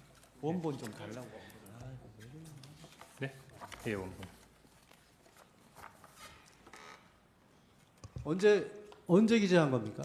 검찰 조사 받을 때입니다. 12월 11일입니까? 12월 11일 오후로 기억합니다. 그러면 검찰에는 왜 이것을 제공을 안 하고 아까 그 보여준 문서 그거를 제공을 했죠? 제출을 했죠? 이 조혜주, 양정철 언제 기재한 겁니까? 조혜주, 양정철 검사님께 이 메모를 설명하는 과정에서 제출했습니다. 증인이 검찰에 제출한 메모지에는 조혜주, 양정철 이 가필된 부분이 없습니다. 그러니까 그때 제출했습니다. 검찰에 아마 제출했습니다. 아마 검찰에 조혜주, 양정철이 없다 그러면 먼저 사진을 찍으시고 제가 나름대로 이렇게 설명을 하는 부분에서 여기 14명인데 2명이 없네요. 그래서 제가 조혜주, 양정철이라고 적어 넣어 드린 것 같습니다. 그럼 검찰에서 그 문서를 확보를 못했다는 얘기인가요?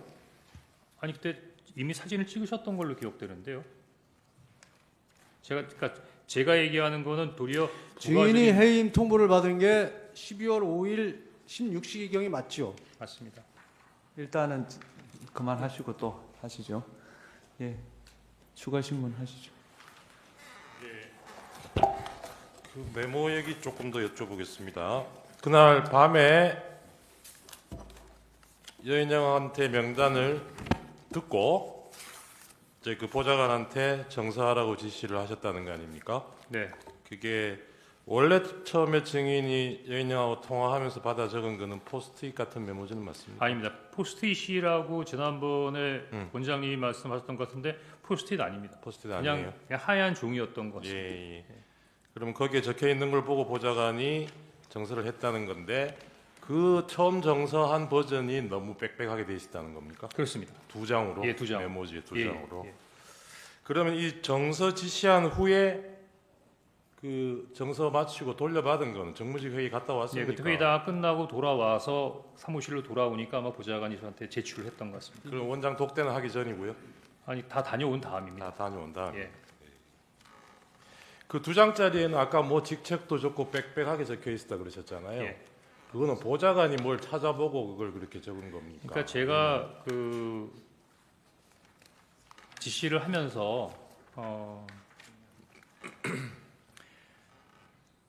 제가 아마 이렇게 좀 익숙하지 못했던 이름이고 누구 누군지 잘 몰라서 야, 잘 모르는 사람이 있는데 누군지 좀 알아봐라고 했더니 본인이 이제 뭐 네이버나 아니면 인물 정보 같은 걸 이렇게 찾아가지고 거기에다가 이제 부기를 했던 것 같습니다.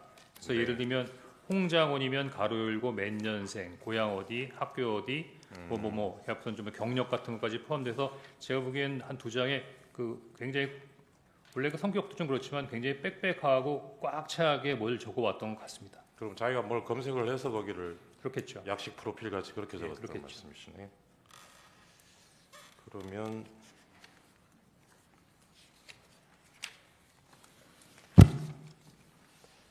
아까 대통령한테 그날 처음 전화 받았을 때 있잖아요. 네, 이게 전화를 드린 거죠.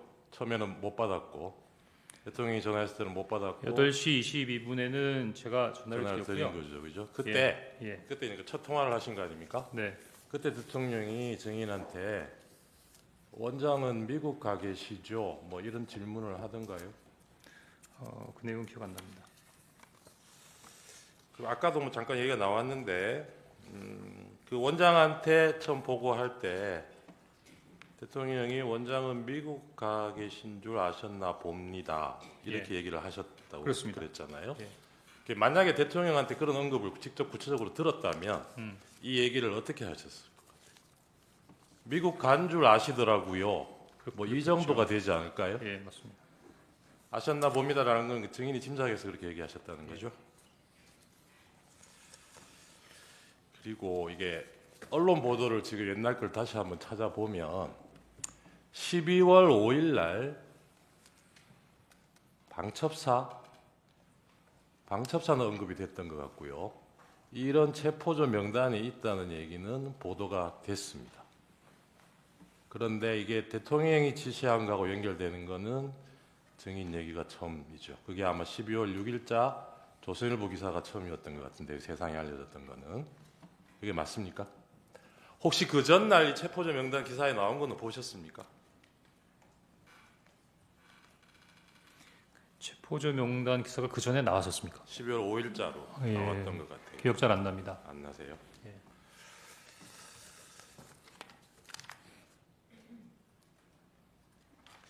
그 아까 박선원 의원하고 카톡 주고받고 사진 보내주고 하셨던 거는 그게 직접 만났다는 얘기는 제가 지난번에 아마 안 만났습니다. 예. 조태영 증인 신문 때 재판관님이 물어보셔가지고 저도 그때 상대방 그 신문사항이 워낙 늦게 나와가지고 급하게 사실 확인을 하느라고 소추위원 씨를 통해서 확인을 해보니까 그날 뭐 말씀하셨던 대로 그 다른 일정이 있어서 정보위 설명 때는 박선원 의원이 원래 간사인데 못 오셨고 네. 그래서 나중에 나한테도 설명을 해달라 요청을 해서 네. 그래서 저는 그 부분을 이제 당연히 뭐 만나서 설명을 들었겠거니 하고 그렇게 말씀을 드렸던 건데 그건 제가 좀 오해가 있었던 부분이고 만나지는 않고 카톡으로 받고 사진도 카톡으로 보내주셨다는 거죠. 그렇습니다. 네. 그렇게 기억합니다. 네.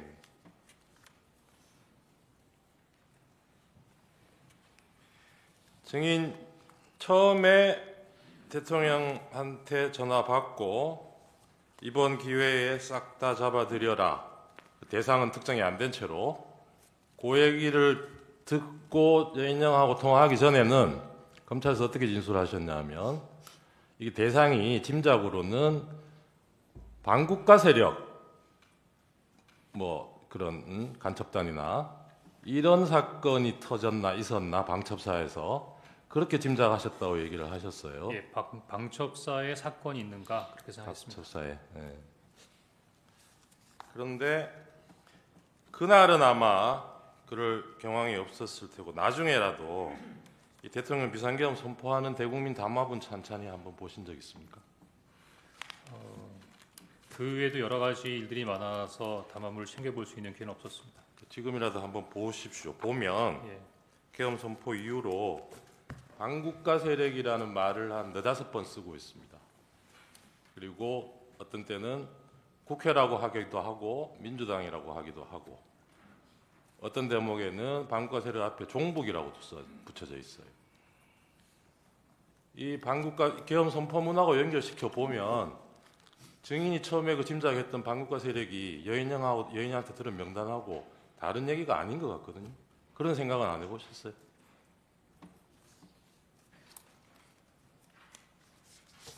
피천구 의원이 이 대국민 담화문에서 얘기하고 있는 반국가 세력은 글쎄 그 증인은 뭐 그 당시에는 그걸 모르셨다니까 나중에라도 한번 보시고 예, 그렇게 판단해 하겠습니다. 보십시오. 네.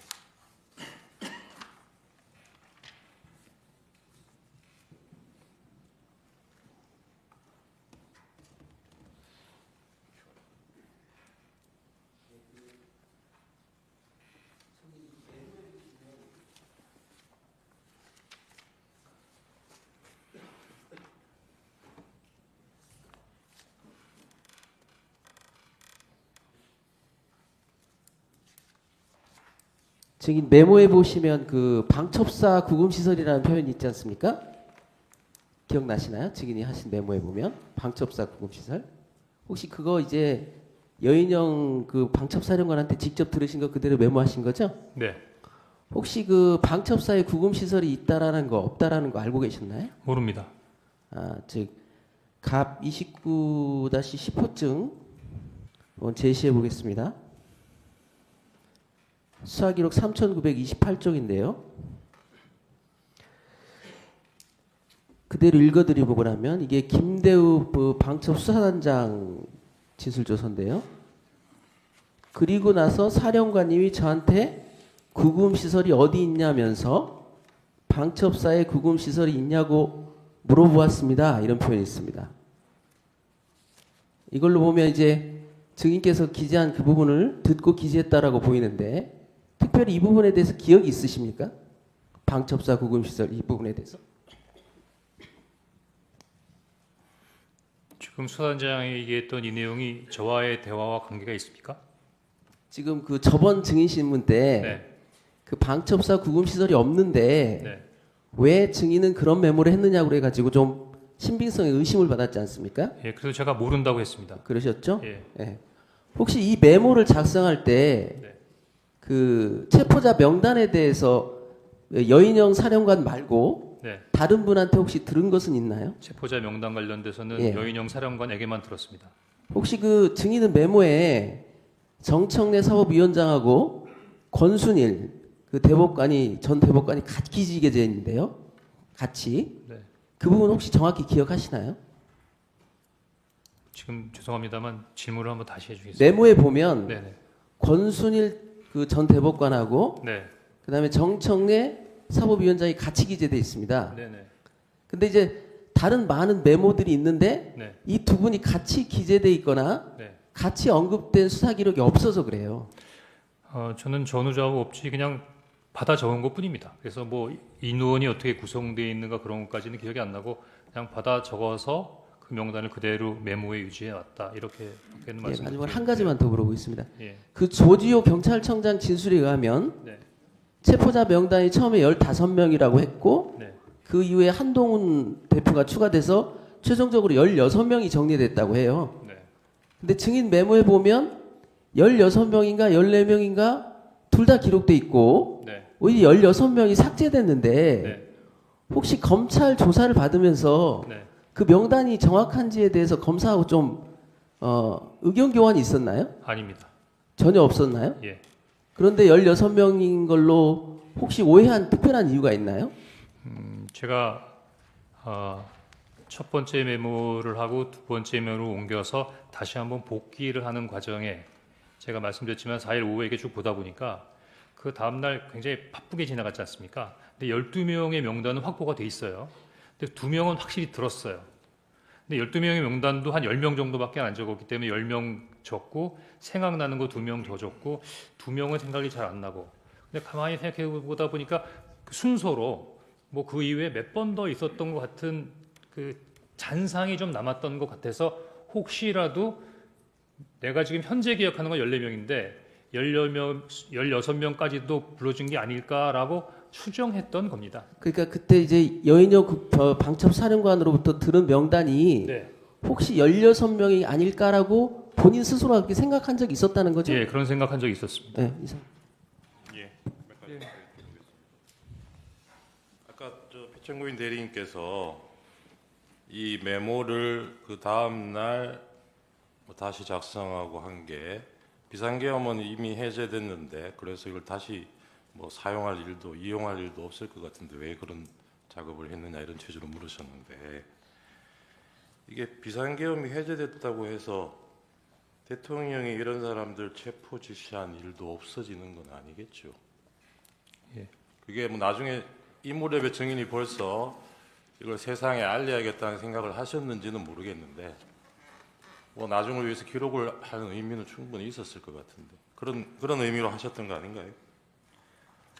정보기관의 특성상 뭐를 드리면 기억하거나 메모하거나 알려고 노력하는 부분이 습관이었던 것 같은 거고요. 네. 또 정보 수집을 하는 부분의 모든 부분이 이 정보 수집을 하면 요 다음에 뭘 해야겠다라는 부분에 있어 생각을 하고 하는 건 아니니까 네. 어떻게 보면 그냥 들었던 부분에 특이하면 메모해놓고 뭐 알겠습니다. 이랬던 부분이 아닌가 싶습니다. 그 국정원에서 지난번 증인이 증언하고 난 뒤에 이 보좌관들하고 이 메모 작성 경위에 대해서 자체 조사를 한 것 같아요. 예, 지난번 지난- 조태영 원장이 나와서 그렇게 증언을 네. 했거든요. 네. 그 조태영 원장도 인정한 부분이 나중에 그 다음 날 작성된 그 메모지하고 전날 증인이 원래 메모지나 정사시킨 거기에 인원수가 거의 일치한다는 것은 국정원에서도 확인을 했다 그래요. 그러면 이게 메모 버전이 뭐 몇 개 있지만 그 내용은 동일하고 그 다음에 여인영이 얘기한 상대방이 증인뿐만이 아니에요. 지금은 뭐 아시겠지만 저 부하 군인들도 있고 조지호 경찰청장도 있고 그래요. 그게 지금 14명, 뭐 15명, 16명 한두 명 차이가 나기는 하지만 앞에 뭐 12번째까지는 똑같습니다. 그게. 그런 내용이 확인되는데 지금 피청구인이 문제 삼으시는 통화 장소가 어디였고 메모를 어디에 했고 이게 이 메모의 신빙성하고 무슨 관계가 있는지 저는 잘 모르겠거든요. 정보를 많이 다뤄보신 분께서 어떻게 생각하십니까? 저는 지금 여러 가지 오해나 여러 사람들에 대해서 이야기를 하는 과정에서 보좌관한테 정설한 모습이 천만다행이라고 생각합니다. 만약에 제가 혼자만 가지고 있었고 혼자만 썼다면 누가 제 말을 믿어주겠습니까? 도리어 이번에 그 국정원장께서 저희 보좌관들을 조사하는 과정에서 이게 명단을 받던 사람의 어떤 증인이 나온 것 같다는 생각이 들고요.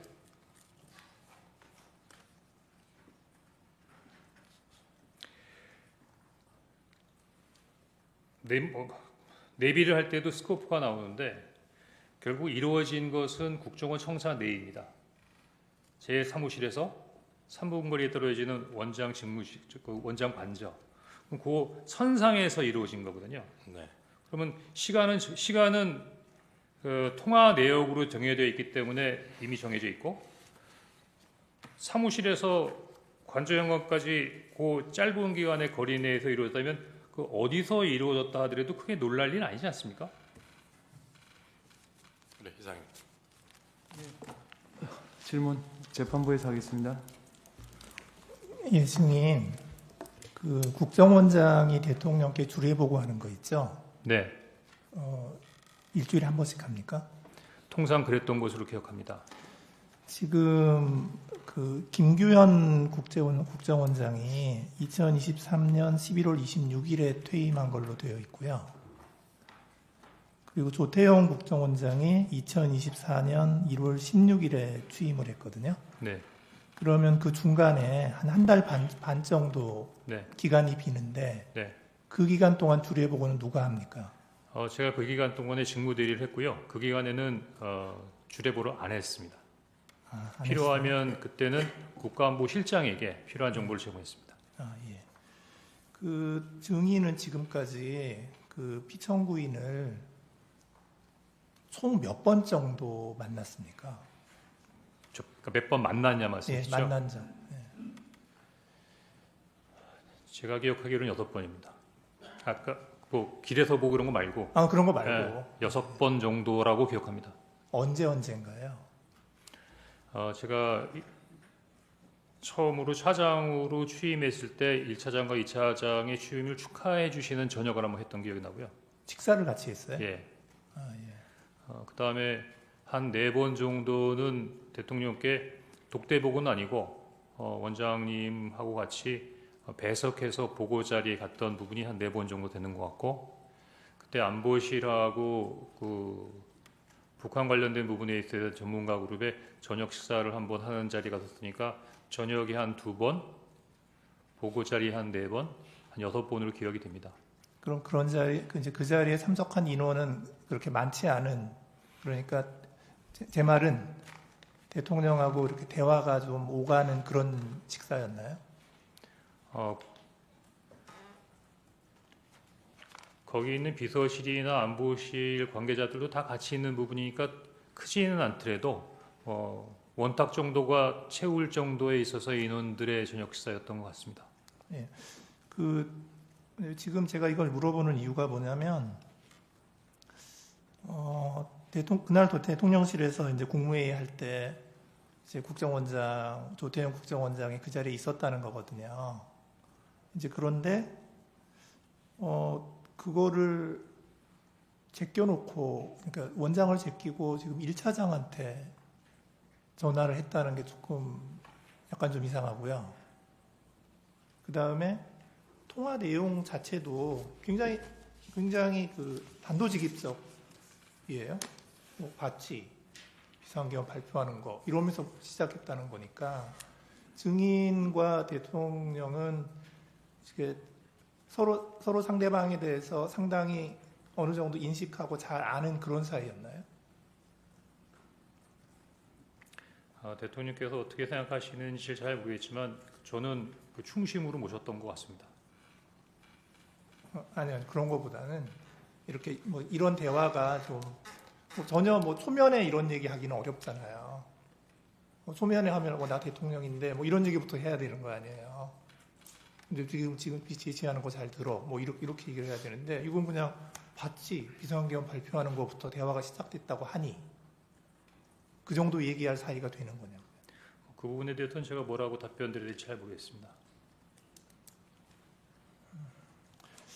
그 다음에 이제 그날 23시 30분에 이제 저기 정무직 회의를 하고 나서 이제 조태현 국정원장에게 들어가서 좀 얘기를 했잖아요. 네. 그때 이제 대통령께로부터 전화 받았습니다 하고 대통령이 원장님이 미국 출장 가셨는지 아셨나 봅니다 하고 뭐 방첩사 지원하라고 하십니다 뭐 이런 얘기 쭉 했잖아요. 네. 그런데 이제 그때 조금 이상한 거는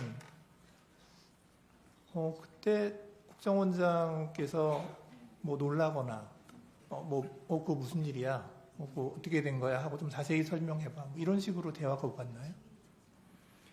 일체 답변이 없으시고 방금 말씀하신 것처럼 거기에 대해서 반응하지 않으셔서 사실 좀 당황했었습니다. 놀랐나요? 아니요, 안 놀랐습니다. 그러니까 조태용 원장이 안 놀랐다는 거죠? 네.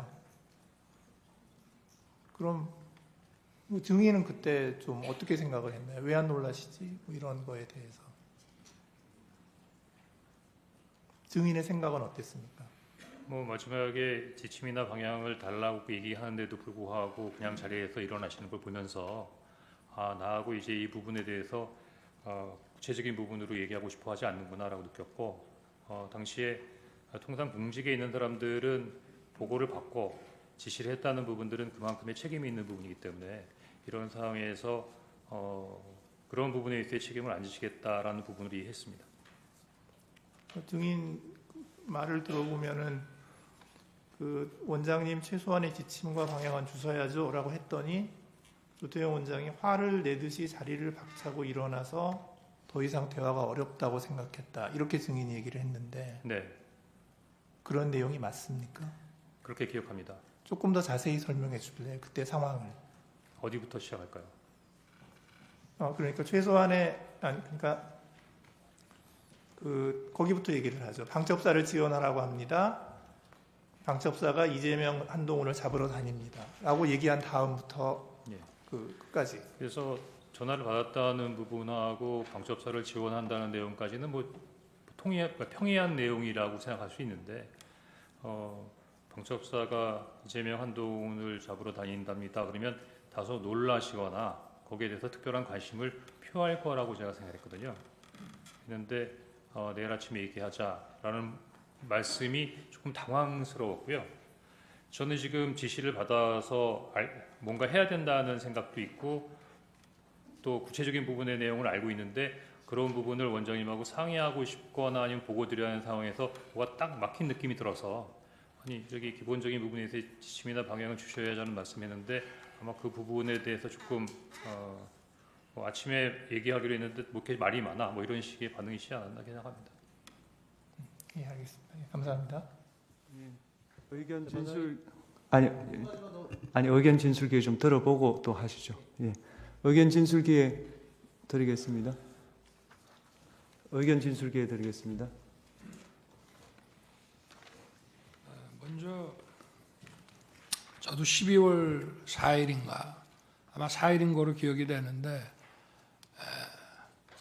그 여인영 그 방첩 사령관이 그 조지호 경찰청장한테 뭐 위치 확인, 뭐 체포 이런 거를 부탁했다는 기사를 보고 저도 김용현 그때는 국방장관이 구속이 안 돼 있는 상황이어서 제가 이게 어떻게 된 거냐라고 물어본 적이 있습니다.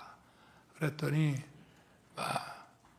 좀 두 사람 다 이런 수사나 이런 거에 대해서 특히 여인영 사령관은 저게 순작전통이고 해가지고 도대체 이 수사에 대한 개념 체계가 없다 보니 위치 확인을 좀 동향 파악을 하기 위해서 했는데 경찰에서 그거는 현재 사용하는 휴대폰을 알지 않는 한 어렵다고 딱 잘랐다고 이렇게 얘기를 해서 저도 그런 부분에 대해서는 정말 불필요한 일이고 잘못됐다고 생각합니다.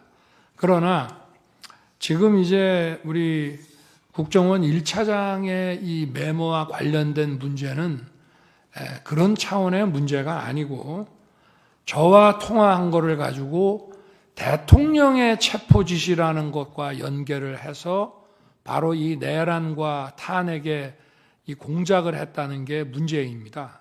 지금 제가 당시에는 지난번에도 말씀을 드렸지만 국정원장이 미국 출장을 갔는지 여부에 대해서 좀 오해가 있다 보니까 사실은 직무대리인 1차장에게 통화를 하게 된 그러면서 지금 이런 상황이 지금 발생을 했다고 지난번에도 말씀을 드렸는데요. 제가 여인영 방첩사령관을 도와줘라라고 한 얘기 그리고 제가 1차장에게 이따가 전화 혹시 할 수도 있다라고 한 8시 반경에 얘기를 해서 10시 넘어서 제가 이제 계엄 선포를 다 하고 올라와서 전화를 한 이유는 아까도 말씀드렸지만 몇 차례 본 적도 있고 또 뭐 일도 열심히 하는 것 같고 이렇게 해서 제가 격려 차원의 전화를 한 건데 그중에서 제일 중요한 부분이 우리 홍 차장이 여인영 사령관하고 육사 선후배잖아 하는 얘기가 가장 중요한 얘기인데 아까 그 얘기 못 들었다고 거짓말하지 않습니까? 제가 전화를 한 이유는 간첩 사건에 대해서 국정원이 가지고 있는 정보를 전부 경찰에만 주려고 하지 말고 방첩사도 수사 역량이 있고 원래 지난 정부에서 방첩사 수사 요원을 2분의 1로 감축을 시켜서 군 방첩 활동과 방산 이 안보 활동에 지장이 많이 초래가 됐기 때문에 우리 정부에서는 수사관을 계속 증원해 나가면서 이를테면 창원의 방산업체 보안 지키는 문제부터 시작해서 방첩사를 계속 키워오고 있는 상황이고 제가 김규현 국정원장뿐 아니라 조태용 국정원장한테도 방첩사 지원을 수도 없이 얘기를 했습니다. 그래서 제가 1차장에게 전화를 하게 되면 이거는 그 얘기하려고 하는 것이지 계엄과 관련된 사무는 국정원에 당시에는 뭐 요청할 일도 없고 또 만약에 여러 가지 계엄과 관련된 정보사항을 좀 파악을 해야 되겠다 하면 대통령이 국정원장한테 전화를 하지 차장한테 전화한다는 거는 이거는 공직사회에서 있을 수 없는 일입니다. 그리고 지난번 국정원장 어디 경찰 조사 때도 뭐 대통령께서 국정원 직제를 잘 모르시는 것 같습니다라고 조서를 수사관이 받은 모양인데 그거 전부 엉터리입니다. 우리나라에서 국정원 직원 빼고 저만큼 국정원에 대해서 잘 아는 사람이 없습니다. 저는 국정원 수사를 물경 3년을 했고요. 그리고 국정원, 방첩사, 경찰의 이 대공 역량을 보강하기 위해서 취임 이후에도 엄청난 노력을 했을 뿐 아니라 국정원 인사를 벌써 여러 차례 해온 사람이라 속속들이 저는 잘 압니다. 제가 1차장한테 이런 얘기를 한 것은 육사 선후배이기 때문에 좀 국정원에서 이런 걸 할 때 정무직 회의라든가 간부 회의 때도 좀 거들어 주라는 얘기를 이제 한 것인데 이거를 간첩을 좀 많이 잡아 넣기 위해서 정보를 좀 경찰만 주지 말고 여기다가도 방첩사에도 주고 지원을 좀 해주라는 얘기를 이런 무슨 목적 없는 체포 지시로 해서 여인영이 뭘 부탁도 안 하는데 대통령이 도와주라고 그랬다고 해서 이런 거를 받아서 여인영은 경찰에다가 물어보니 경찰이 어렵다고 하니 국정원은 뭐 미행이라도 하고 뭘 하니 그 뭐 위치 확인하는데 좀 도움이 될까 해서 헌 얘기를 이렇게 엮어가지고 대통령의 체포 지시로 이거를 만들어냈다는 게 이 핵심입니다, 이게. 그래서 이 메모를 아까도 왜? 자, 지금 12월 3일 날 밤에 저 국정원은 뭐 신출귀몰한다고 뭐 저 영장 없이도 이렇게 수사권이 없어도 뭐 좀 미행이라든지 뭐 정보 활동을 통해서 사람 어디 있는지를 알아낼 수 있지 않는가라는 뭘 잘 모르는 사람의 이런 부탁을 받아서 에이 미친놈 말도 안 되는 소리 하네라고 했다고 하면서 그거를 또 한 번 계속해서 이 메모를 만들어 가지고 있다가 자기가 12월 5일 사표 내고 6일 날 해임이 되니까 이걸 가지고 대통령의 이 체포 지시다라고 이거를 엮어낸 것이 바로 이 메모의 그 핵심이라고 저는 말씀드리고 싶습니다. 그리고 아까 국정원장에게 대통령이 방첩사 지원하라고 했던 얘기에 대해서 국정원이 원장이 별다른 대답을 안 했다는 것은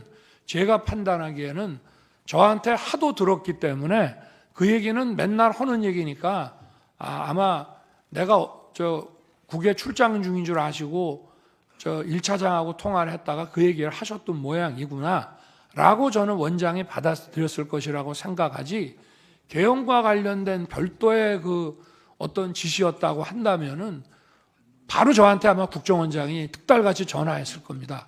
1차장한테 뭔 지시를 하셨다는데 그게 뭡니까 하고 그래야 그게 국정원장이지 아니 개헌과 관련된 지시라고 생각을 하면서 1차장 말을 그냥 무시해버리고 아니 그 앞에서는 무시하는 척을 하더라도 대통령이 자기 밑에 사람한테 뭔가 개헌과 관련된 업무 지시를 했다면 특달같이 저한테 전화하는 게 상식 아니겠습니까? 그거는 수도 없이 들었기 때문이고 지난번에도 왜 한번 재판관님께서 어떤 그 작년 그 상반기 저 총선 전에 어떤 그 안가 자리에 그 여인영 방첩사령관이 거기에 왜 참석했냐고 한번 물어보신 것 같은데 그 자리가 바로 국정원 보고 방첩사 지원해 주라고 하는 그런 자리입니다. 그렇기 때문에 그 말씀을 좀 드리고요. 그리고 아까 그 무슨 제 무슨 처와 국정원장 간에 휴대폰 문자 주고받았다는 부분에 대해서는 그건 뭐 저도 알 수 없는 것이지만 저와 제 처는 지난 11월 7일 대국민 담화와 기자회견한 이후에 소통 방식을 개선하고 휴대폰을 바꾸겠다고 이미 국민들에게 다 말씀을 드려서 제가 아마 11월 중순에서 남미 G20하고 APEC 출장 가기 직전 아니면 그 직후에 휴대폰을 바꿨습니다. 그래서 비화폰을 저 같은 경우에는 국정원장하고 썼고요.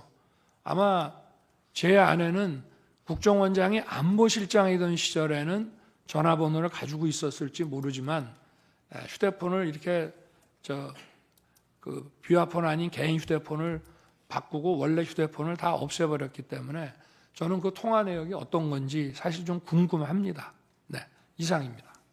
네, 추가 5분 드리겠습니다. 추가 신문하십시오. 증인이 해임 통보를 받은 게 12월 5일 16시경이라고 했습니다. 맞죠? 그 다음날 12월 6일 조간부터 국정원 발로 한동훈 등 정치인 체포 지시라는 뉴스가 보도되기 시작합니다. 기억나시나요? 조선일보에서 그런 기사가 났던 거 기억합니다. 공교롭게도 증인이 해임 통보 받은 다음날 조간입니다. 그 해임 이유와 관련해서 지난번에 국정원장과 좀 다른 주장을 하시는데 증인 박지원 의원에게 인사청탁 7번이나 한 적 없습니까? 없습니다. 없습니까? 그럼 증인이 직접 하지 않더라도 누구 다른 사람을 통해서 한 적은 있으십니까? 없습니다. 그럼 증인이 대북공작금 횡령 의혹과 관련해서 박지원 의원에게 설명한 적은 있습니까? 예, 있습니다. 증인은 박지원 의원에게 인사청탁을 한 적이 없다고 하지만 박지원 의원이 페이스북에 올린 글입니다.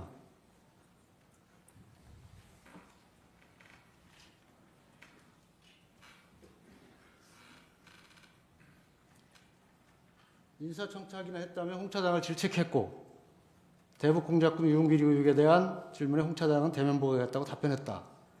그 앞에 보면 주영 대사를 역임하신 전 국정원 간부가 6, 7차례 청탁 거절한 것이 전부다. 이런 내용이 나옵니다.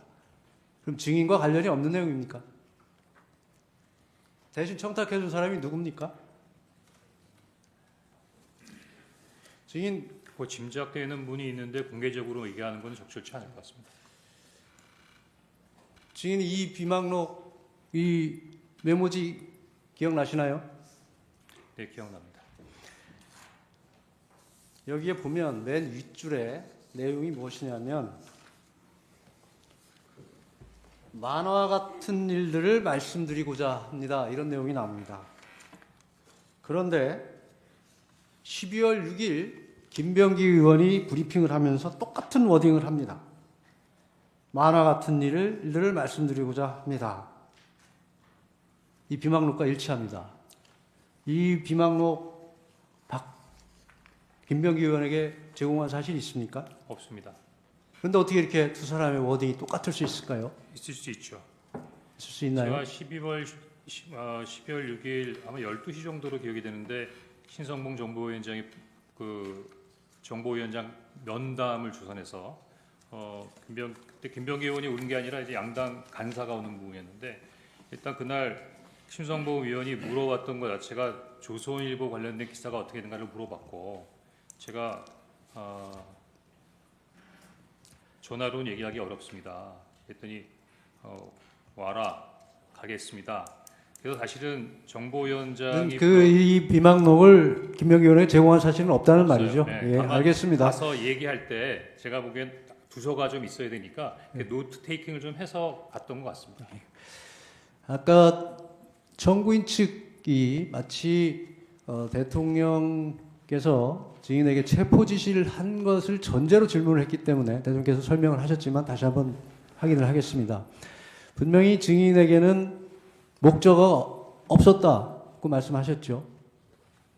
예, 목적어가 없었다라고 얘기했습니다. 예. 그리고 여인영 사령관과 통화한 것은 여인영 사령관이 먼저 한 것이 아니라 증인이 먼저 한 것이 맞죠. 예, 제가 먼저 했습니다. 그렇다면 논리 구조적으로 증인은 방첩사를 도와주라고 하니까 방첩사에 전화를 했다는 것입니다. 그래서 그렇게 오인을 내지는 그렇게 생각을 했다는 것입니다.